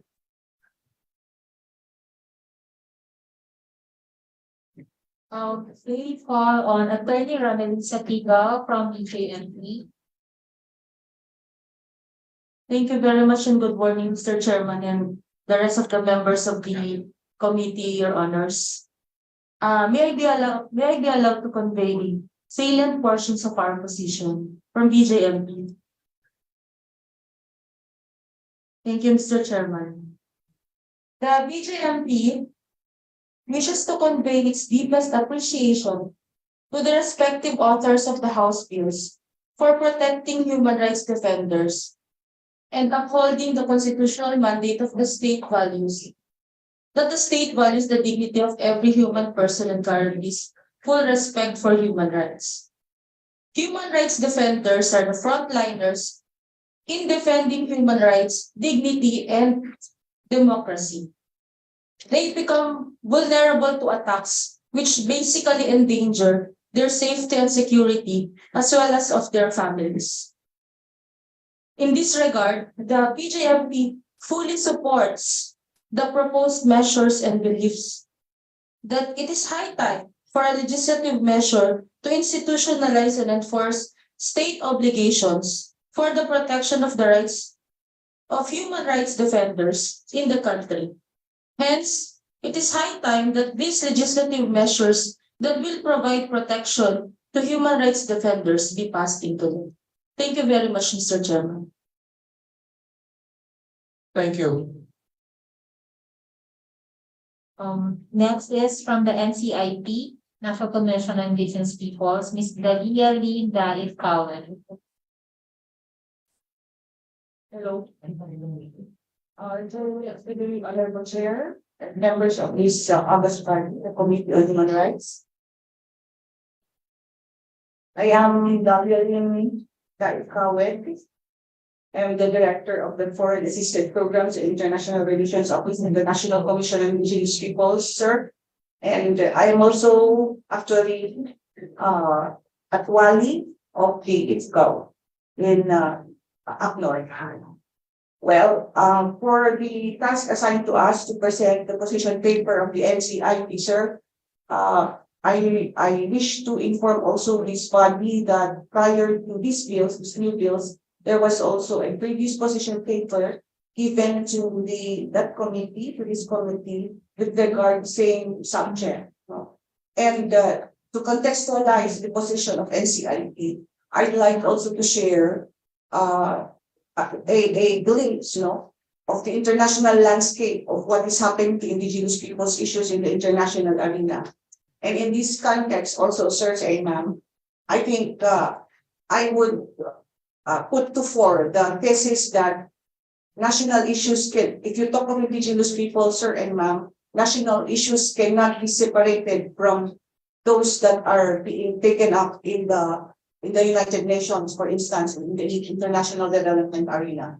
And for indigenous people's issues, sir, ma'am, whether you talk of biodiversity, whether you talk of human rights, whether you talk of education, etc., it has become already a platform, of several non-government organizations in trying to blame, shame the Philippine government in the United Nations. And it is to this platform of indigenous issues that we in the NCIP is taking this position on the proposed bills. And may I please present some salient points of the position. The position, the official, or the updated position of the NCIP would be submitted perhaps after the meeting, sirs and ma'am. But for some salient points that had been submitted already, let me iterate on the following. Along the historical inclusion of the Bill of Rights, the 99 Constitution recognizes and promotes the rights of the indigenous peoples and indigenous cultural communities over their ancestral land and domains. Expressly, it provides that the state recognizes and promotes the rights of indigenous cultural communities within the framework of national unity and development. Thus, Republic Act 87-1, or the Indigenous Peoples' Rights Act of 1997, was passed into law primarily to correct historical injustices committed against the indigenous peoples. IPRA, as it is popularly known, specifically provides for the 4 bundles of rights of indigenous peoples, namely their rights to ancestral domains, their rights to self-governance and empowerment, their rights to social justice and human rights, and their rights to cultural integrity. Specifically, it states that the state shall respect, recognize, and protect the right of indigenous peoples to preserve and protect their culture, traditions, and institutions. It also recognizes the right of ownership of indigenous peoples over their ancestral land and domains, and that is also explicitly provided under Chapter 5, which emphasizes social justice and human rights of indigenous peoples. Section 21 of the same law provides that, consistent with the Equal Protection Clause of the Constitution of the Republic of the Philippines, the Charter of the United Nations, the Universal Declaration of Human Rights, including Convention on the Elimination of Discrimination Against Women, and international human rights law, the state shall, with recognition of their distinct characteristics and identity, accord to members of indigenous peoples the rights, protections, and privileges enjoyed by the rest of the citizenry. It shall extend to them the same employment rights, opportunities, basic services, educational, and other rights and privileges available to every member of the society. Accordingly, the state shall likewise ensure that the employment of any form of force or coercion against indigenous peoples shall be dealt with by law. The National Commission on Indigenous Peoples is primarily mandated to protect and promote the interests and well-being of indigenous peoples with due regard to their beliefs, customs, traditions, and institutions, which makes the agency in itself a human rights defender for the rights of indigenous peoples.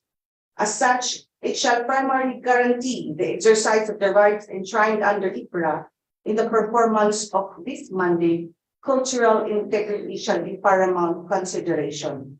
Thus, the Commission welcomes the House bills, but cautions the legislative branch that the spirit of IPRA, particularly cultural integrity, self-governance, and free, prior, informed consent of indigenous peoples, must be of utmost consideration. The proposed House bills are good initiatives in the attempt to articulate and reinforce the 1998 Declaration on Human Rights Defenders, adopted by the United Nations General Assembly Resolution 144. Yet, through the lens of the indigenous cultural communities of the Philippines, and because with the current situation of ancestral domains and indigenous communities as the training grounds of basis for insurgency operations, the Commission views that the rights of indigenous peoples can be exploited by groups or individuals disguised as human rights defenders in order to access for their personal interests, therefore causing further indigenous peoples' rights violations by sustaining violent armed movement in ancestral domains. For that, given the time limit given us, sirs and ma'ams, as I articulated earlier on, we will provide a more thorough and detailed position paper of the National Commission on Indigenous. Thank you. Thank you very much. Next is IDFN, Ms. Rose Trajano, please.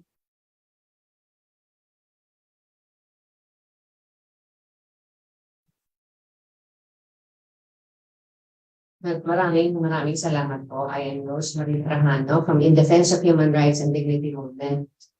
And we have an initial position paper supporting, of course, the enactment of the Human Rights Defenders Protection Bill. Medyo kinabahan po ako sa sinabi ni Chair Abante kanina na he does not really believe with the United Nations kasi ang tono po ng aming position is on UN. But of course, alam ko naman po na sa context yan. No? So, if I may, no, sir. And the right to defend human rights has been formally recognized by United Nations and enshrined in UNJ resolution, which was already mentioned in this declaration on HRDs. The declaration asserts that everyone has a responsibility towards the promotion and protection of human rights and to partake of the global movement for the fulfillment of rights for all. In the Philippines, this recognition is hardly observed, as evidenced by the numerous cases of harassments, intimidation, sexual assault, killing of human rights defenders by state armed forces, local officials, and even private corporate armies.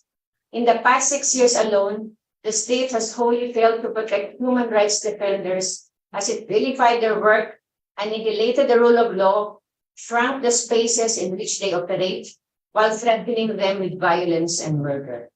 The twin wars of drugs and terrorism further amplified the risks they faced because their opposition to these kill policies marked them as enemies of the state. During the COVID-19 pandemic, people defending people against brutal lockdown measures and those helping people access food, medical attention, financial aid, and vaccines were likewise subjected to reprisals. Yet, at the recently concluded Universal Periodic Review of the Philippines, our government claimed they are human rights defenders too. At the fourth cycle of the Universal Periodic Review, 11 countries made recommendations for the Philippines to protect human rights defenders, citing the need for a legislation and policy actions. At the fifth periodic report of the committee reviewing the implementation of the covenant nandito katabi ko, tsaka dalawang kung ano ba. Kami rito. Sige, dalawang water. Sige. Kami kasi. The state party, one, take immediate steps to ensure the protection of human rights defenders, activists, and other civil society actors to enable them to exercise and promote human rights, the safe environment. Number two, consider adopting the Human Rights Defenders Protection Bill without delay. Number three, end red tagging of human rights defenders, activists, and other civil society actors. And fourth, promptly, independently, and effectively investigate all human rights violations committed against human rights defenders, activists, and others civil society actors, bringing the perpetrators to justice and providing victims with redress, including adequate compensation. Similarly, the UN Joint Program aimed for clear outputs, namely, strengthen human rights capacity of civil society and broader area, and freedom of expression is protected and human rights defenders can conduct their activities safely. The government made commitments to human rights obligations under these international processes, although the reality is far from encouraging as intimidation and reprisal against HRDs continue. Thus, this process in the House of the Representatives undertaking to draft legislation towards human rights defenders protection bill is much anticipated, as all HRDs look forward to the day when they are truly recognized, when we are truly recognized and respected as partners in what Congressman Villanueva made mention towards a sustainable development goal capable of contributing to peace building and crafting a better future for the Philippine nation. I defend,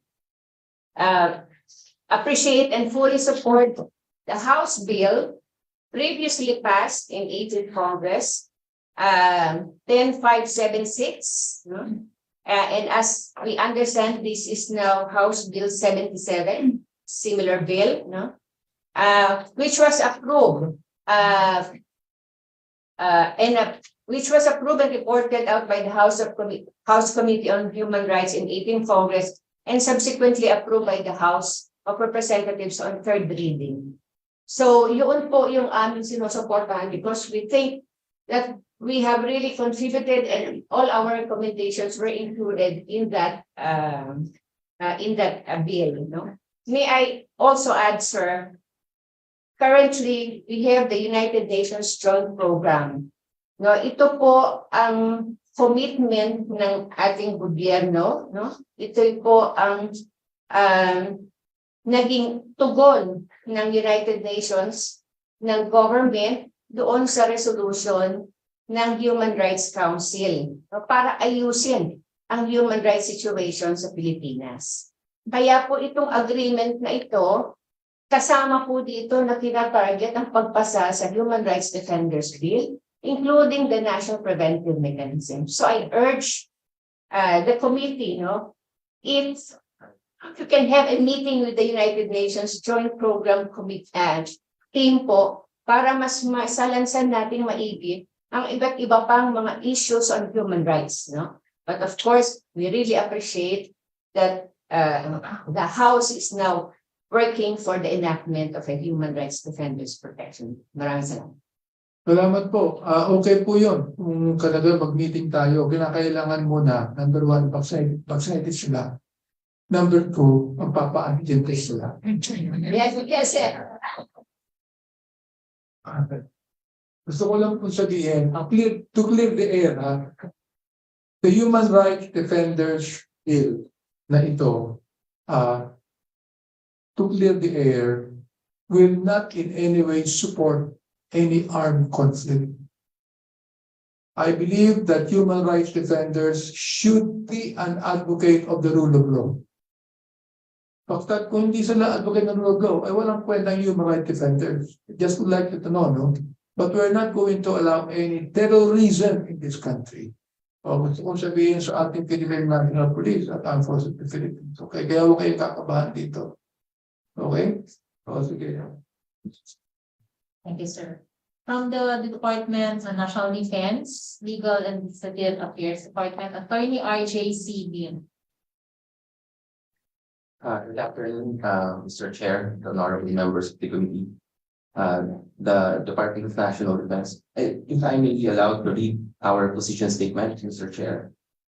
The Bill on Human Rights Defenders Protection presupposes that the state has no existing mechanisms to protect the rights of its citizens, protection of human rights, as well as the promotion of social justice and human dignity are very much embedded in the 1987 Philippine Constitution, which finds expressions in our laws and other policies frameworks. In terms of advocating human rights, the Philippines is also dynamic in its engagement with the international community like the United Nations. The Philippines even partnered with the United Nations in launching the UN Joint Program on Human Rights, or the UNJP on Human Rights, which aims to improve further the situation of human rights in the Philippines, to provide support for the country and the continued fulfillment of its international human rights obligation and commitments. These are some of the indications that the Philippines acknowledges the importance of human dignity and having a rights-based and people-centered development agenda. Thus, Mr. Chair, Your Honors, the Department of National Defense, it is of our view that the bills currently filed relative to human rights defenders protection are mere reiterations of existing human rights laws that we have. The rights and freedoms stated in the bills that need protecting are already safeguarded under the existing laws and under human rights-based policies and mechanisms. These are the provisions in the bills that need further review, such as the section on the obligation to respect, promote, protect, and fulfill the human rights of human rights defenders, which could serve as a deterrent in effective law enforcement operations, particularly, Mr. Chair, in the government's anti-terrorism operation against persons, associations, and groups by using a cover-up of being human rights defender. The bill is also pushing for the creation of Human Rights Defenders Protection Committee that has investigatory powers, which we believe are already within the mandate of the Commission on Human Rights. Likewise, Mr. Chair, the bills may be potentially taken advantage of by the enemies of the state against our military and law enforcement agents in the event of their capture and subsequent prosecution. They may invoke that they are human rights defenders. As such, Your Honor, Mr. Chair, these bills may run counter to the implementation of the Anti-Terrorism Act of 2020. And in view thereof, Mr. Chair, Your Honor, the Department of National Defense does not recommend the passage of these bills into law. Thank you, Mr. Chair. Thank you very much. I assure you, we're going to make some mechanism to prevent that. Okay, we have the last, one. Hello, go ahead. The last two speakers, Your Honor. May we have Karapatan first, Ms. Cristina Calabay, to be followed by Ms. Ana Celestial, Kalikasan Philippine Network for the Environment. If I may request sana na yung salient sabihin nyo, because you will submit naman to us the issue papers. Thank you very much. Thank you, Mr. Chair. We are appreciative of the chair's opening statements, and we fully agree with you that the support for this measure is not only very welcome, but is long overdue. And to answer your question in relation to what specific laws in our body of laws are pertain to human rights defenders, it's Section 8, sir, of the 1987 Constitution. But the chair is very correct when he said that that certain provision needs to be fleshed out in our body of laws, because there is no specific law that recognizes and protects human rights defenders. And this is why we welcome House Bill number 77 and 256 and 2484, which are the measures for the recognition and protection of human rights defenders. May I say, sir, and members of the committee, that these measures are products of the long history and practice of human rights work in the Philippines. 2007 pa po, naka-file ang unang version nito. And it is 24 years ago when the UN Declaration on Human Rights Defenders, from which the Philippines is a state party, signed on to it, has been there. I'd also like to emphasize, sir, that 40 states in the UN Universal Periodic Review have called for justice and protection of the rights of human rights defenders and journalists in the Philippines, and 6 countries have called for the enactment of this specific legislation. Several independent experts have also voiced out concerns. The explanatory notes in the proposed legislation illustrate the situation of human rights defenders and the dire need for a domestic remedy. To date, Karapatan has documented 937 human rights defenders who were victims of extrajudicial killings by suspected state actors since 2001. 70 of them, sir, 70, are our human rights workers. Thousands more experienced judicial harassment, arbitrary arrest and detention, threats and harassment, online and offline, reprisals, and other numerous forms of human rights violations.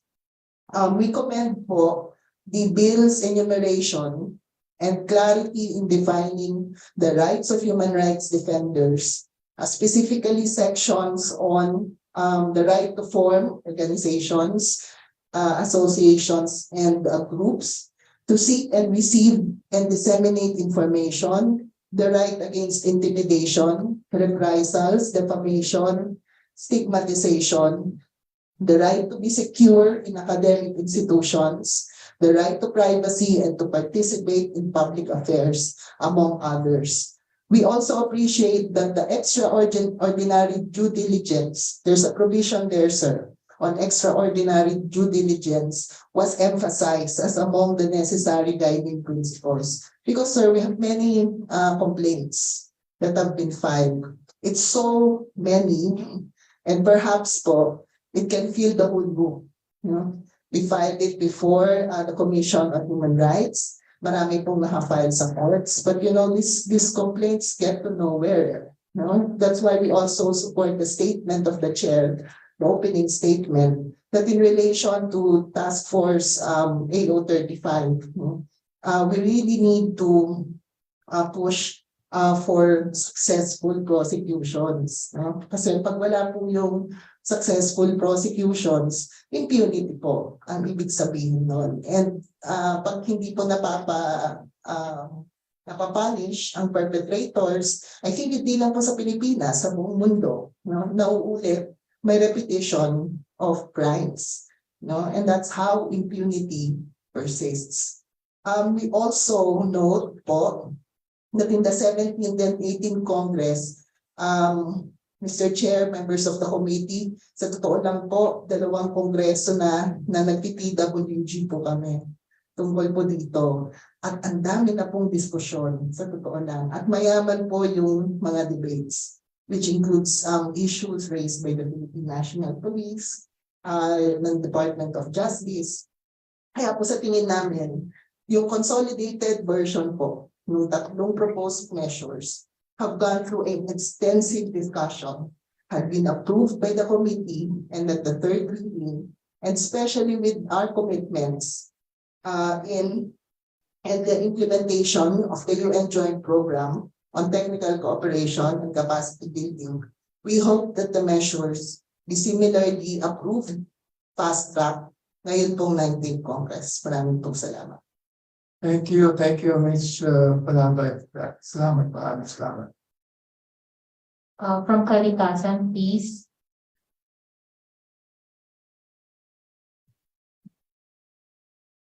Thank you, Chair, for this privilege of being able to present our position.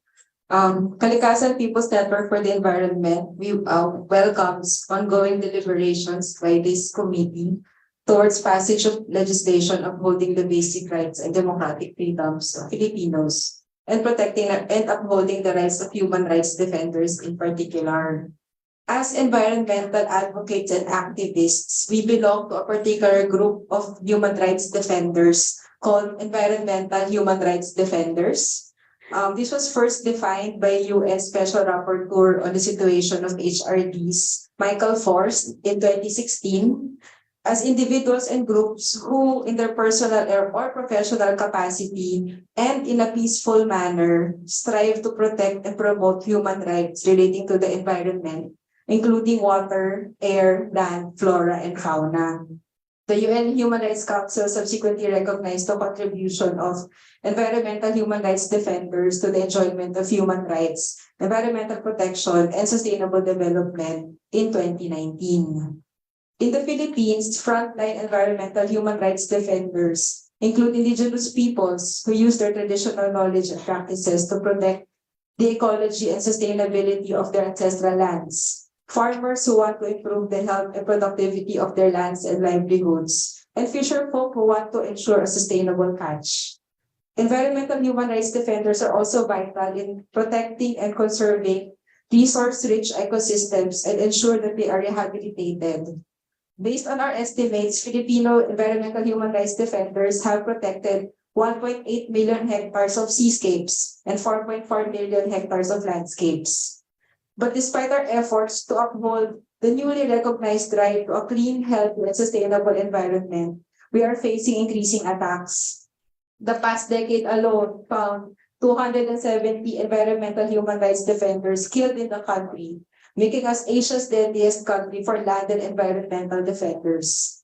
For this year alone, we have monitored rights violations against 516 environmental human rights defenders and their organizations that follow a trend of red tagging, vilification, and other forms of threats and harassment, illegal arrest and detention, physical assault, and include extrajudicial killings. That is why we support the swift passage of House Bill 77, 256, and 2484, or the Human Rights Defenders Protection Act. This will greatly help provide a safe and enabling environment for us, environmental human rights defenders, to operate without fear and do our work of ensuring sustainable and inclusive natural resource management and development. Every day that we do not enact protections for environmental human rights defenders translates to a new attack on an environmental human rights defender and their families, communities, and organizations. Thank you, Chair. Thank you. To our Philippine National Police Resource for people, no, and the AFP. What Ms. Palabay and Ms. Celestial has said today must be taken with objectivity. Ano? Not bias. Diba? I mean, I sympathize with all of those victims. Meron tayong mga tuktor dyan na biktima, no? Ang request ko lamang sa ating mga state actors and sponsors, enforcement agency, please look at this in positivity and objectivity. We can help you on that. Diba? I think that we ought to be addressed now. Ako po ay naging unang-unang chairman ng Human Rights in 2004. Hindi ko pinili itong committee ito. Ibinigay sa akin to, hindi ko alam kung bakit. At bilang bishop, sinabi ko na lang na ito intensyon ng Diyos para ako maging chairman dito. Ayaw ko to. Oo. Anyway, ipaglalaban natin ang anumang human rights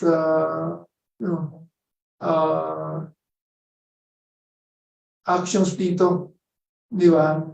Ang nais ko lang sana sa ating mga human rights people, hindi ko alam kung bakit gusto nyo banggitin yung UN. You know, I mean, that's not gospel truth. What the UN is saying is not gospel truth. It's not perfect. Di ba? I mean, you know, as far as I'm concerned, even those people that did the declaration were also violators of human rights in their own countries. Hindi pwedeng ipilit sa atin dito yan. Ang concern natin is for every Filipino to follow our constitutional mandate. Yun ang nais natin. Is always the Philippine Constitution and kung ano ang nararapat sa mga Pilipino.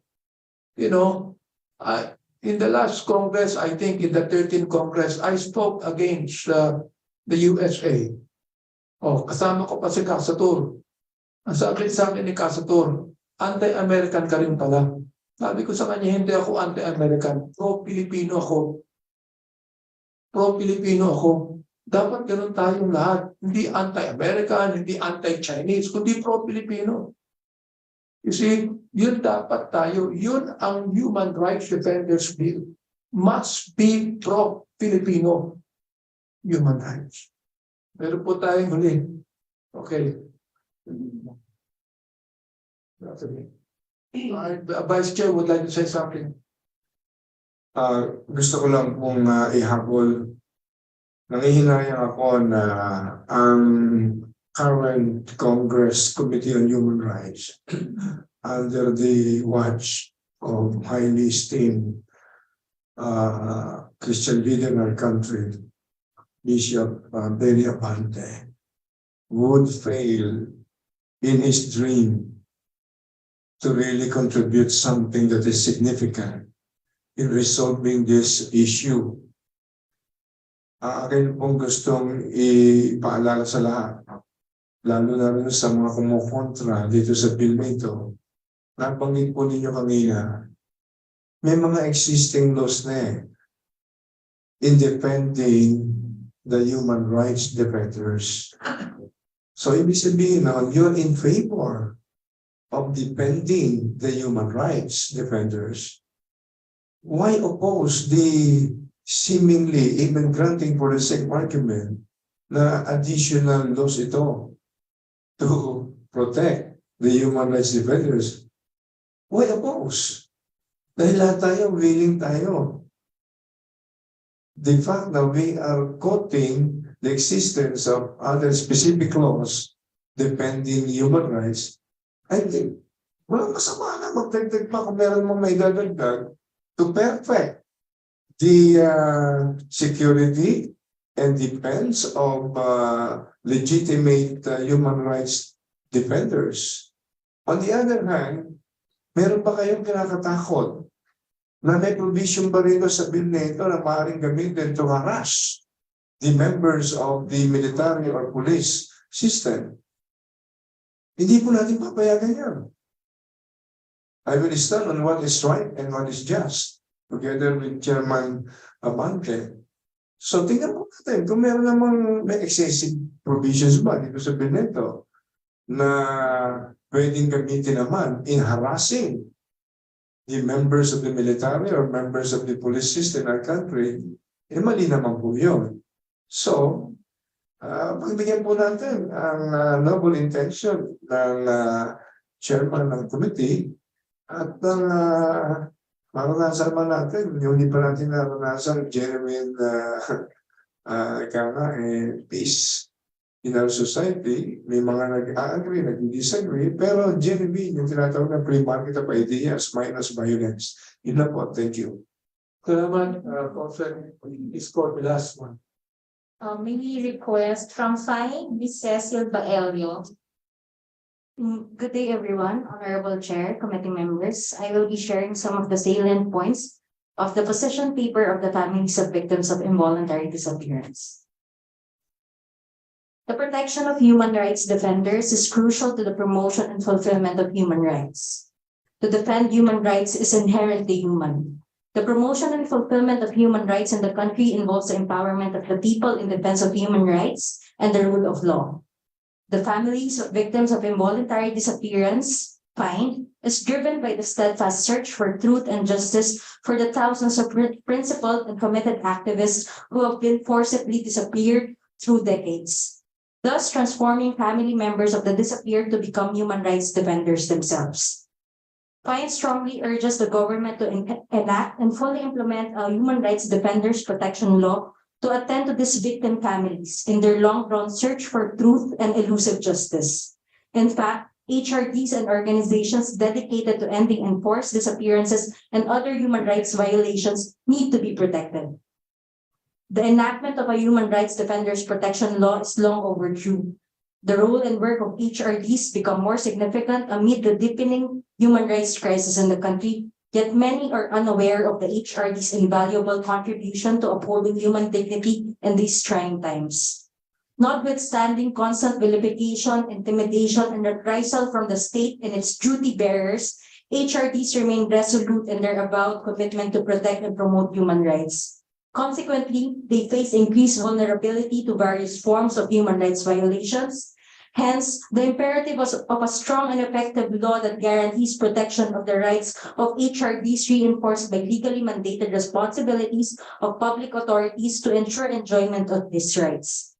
With this, FINE strongly endorses House Bill number 77, introduced by Representative Edsel Lagman.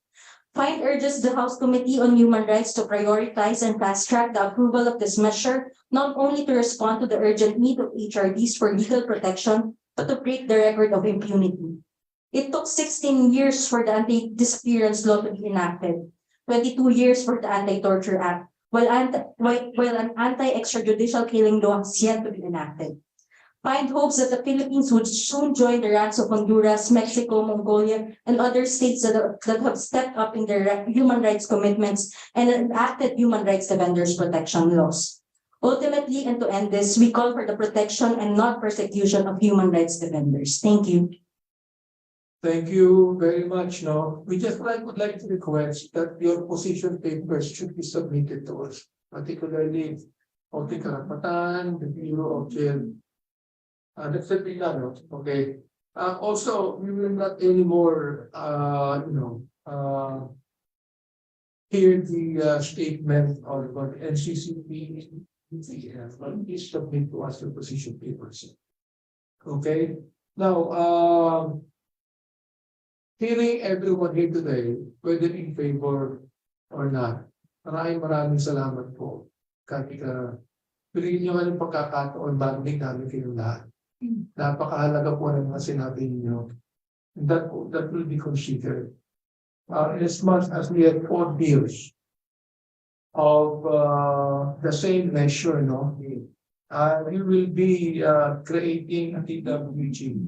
And may I add, alam ko, additional gawain to. Congressman Adjo would be willing to chair the TWG on this issue. Mr. Chair, it will be an honor. Especially coming from the Goryala. Maraming salamat at ikaw na lang ang mag-organize niyan. And the TWG will study this with some others that Joe would like him to join, and afterwards we will consolidate the 4 into one. So in principle, I would like to ask any member to make a motion in principle to approve this bill after all of the consolidation. Is there any motion for that? Mr. Chair, I move that we approve the consolidate the bills, the 4 bills to approve, subject to further amendments, because we are creating the region. Okay, any second? Okay, there is a motion made and second. Any objection? Hearing none, since approved. Thank you very much. Ito muna tingin natin, no? We have already in principle approved the first measure. We are also going to approve the second measure this time, but let's have a 5-minute break muna. Para mas mabiging maganda ito. Maraming salamat po sa inyo.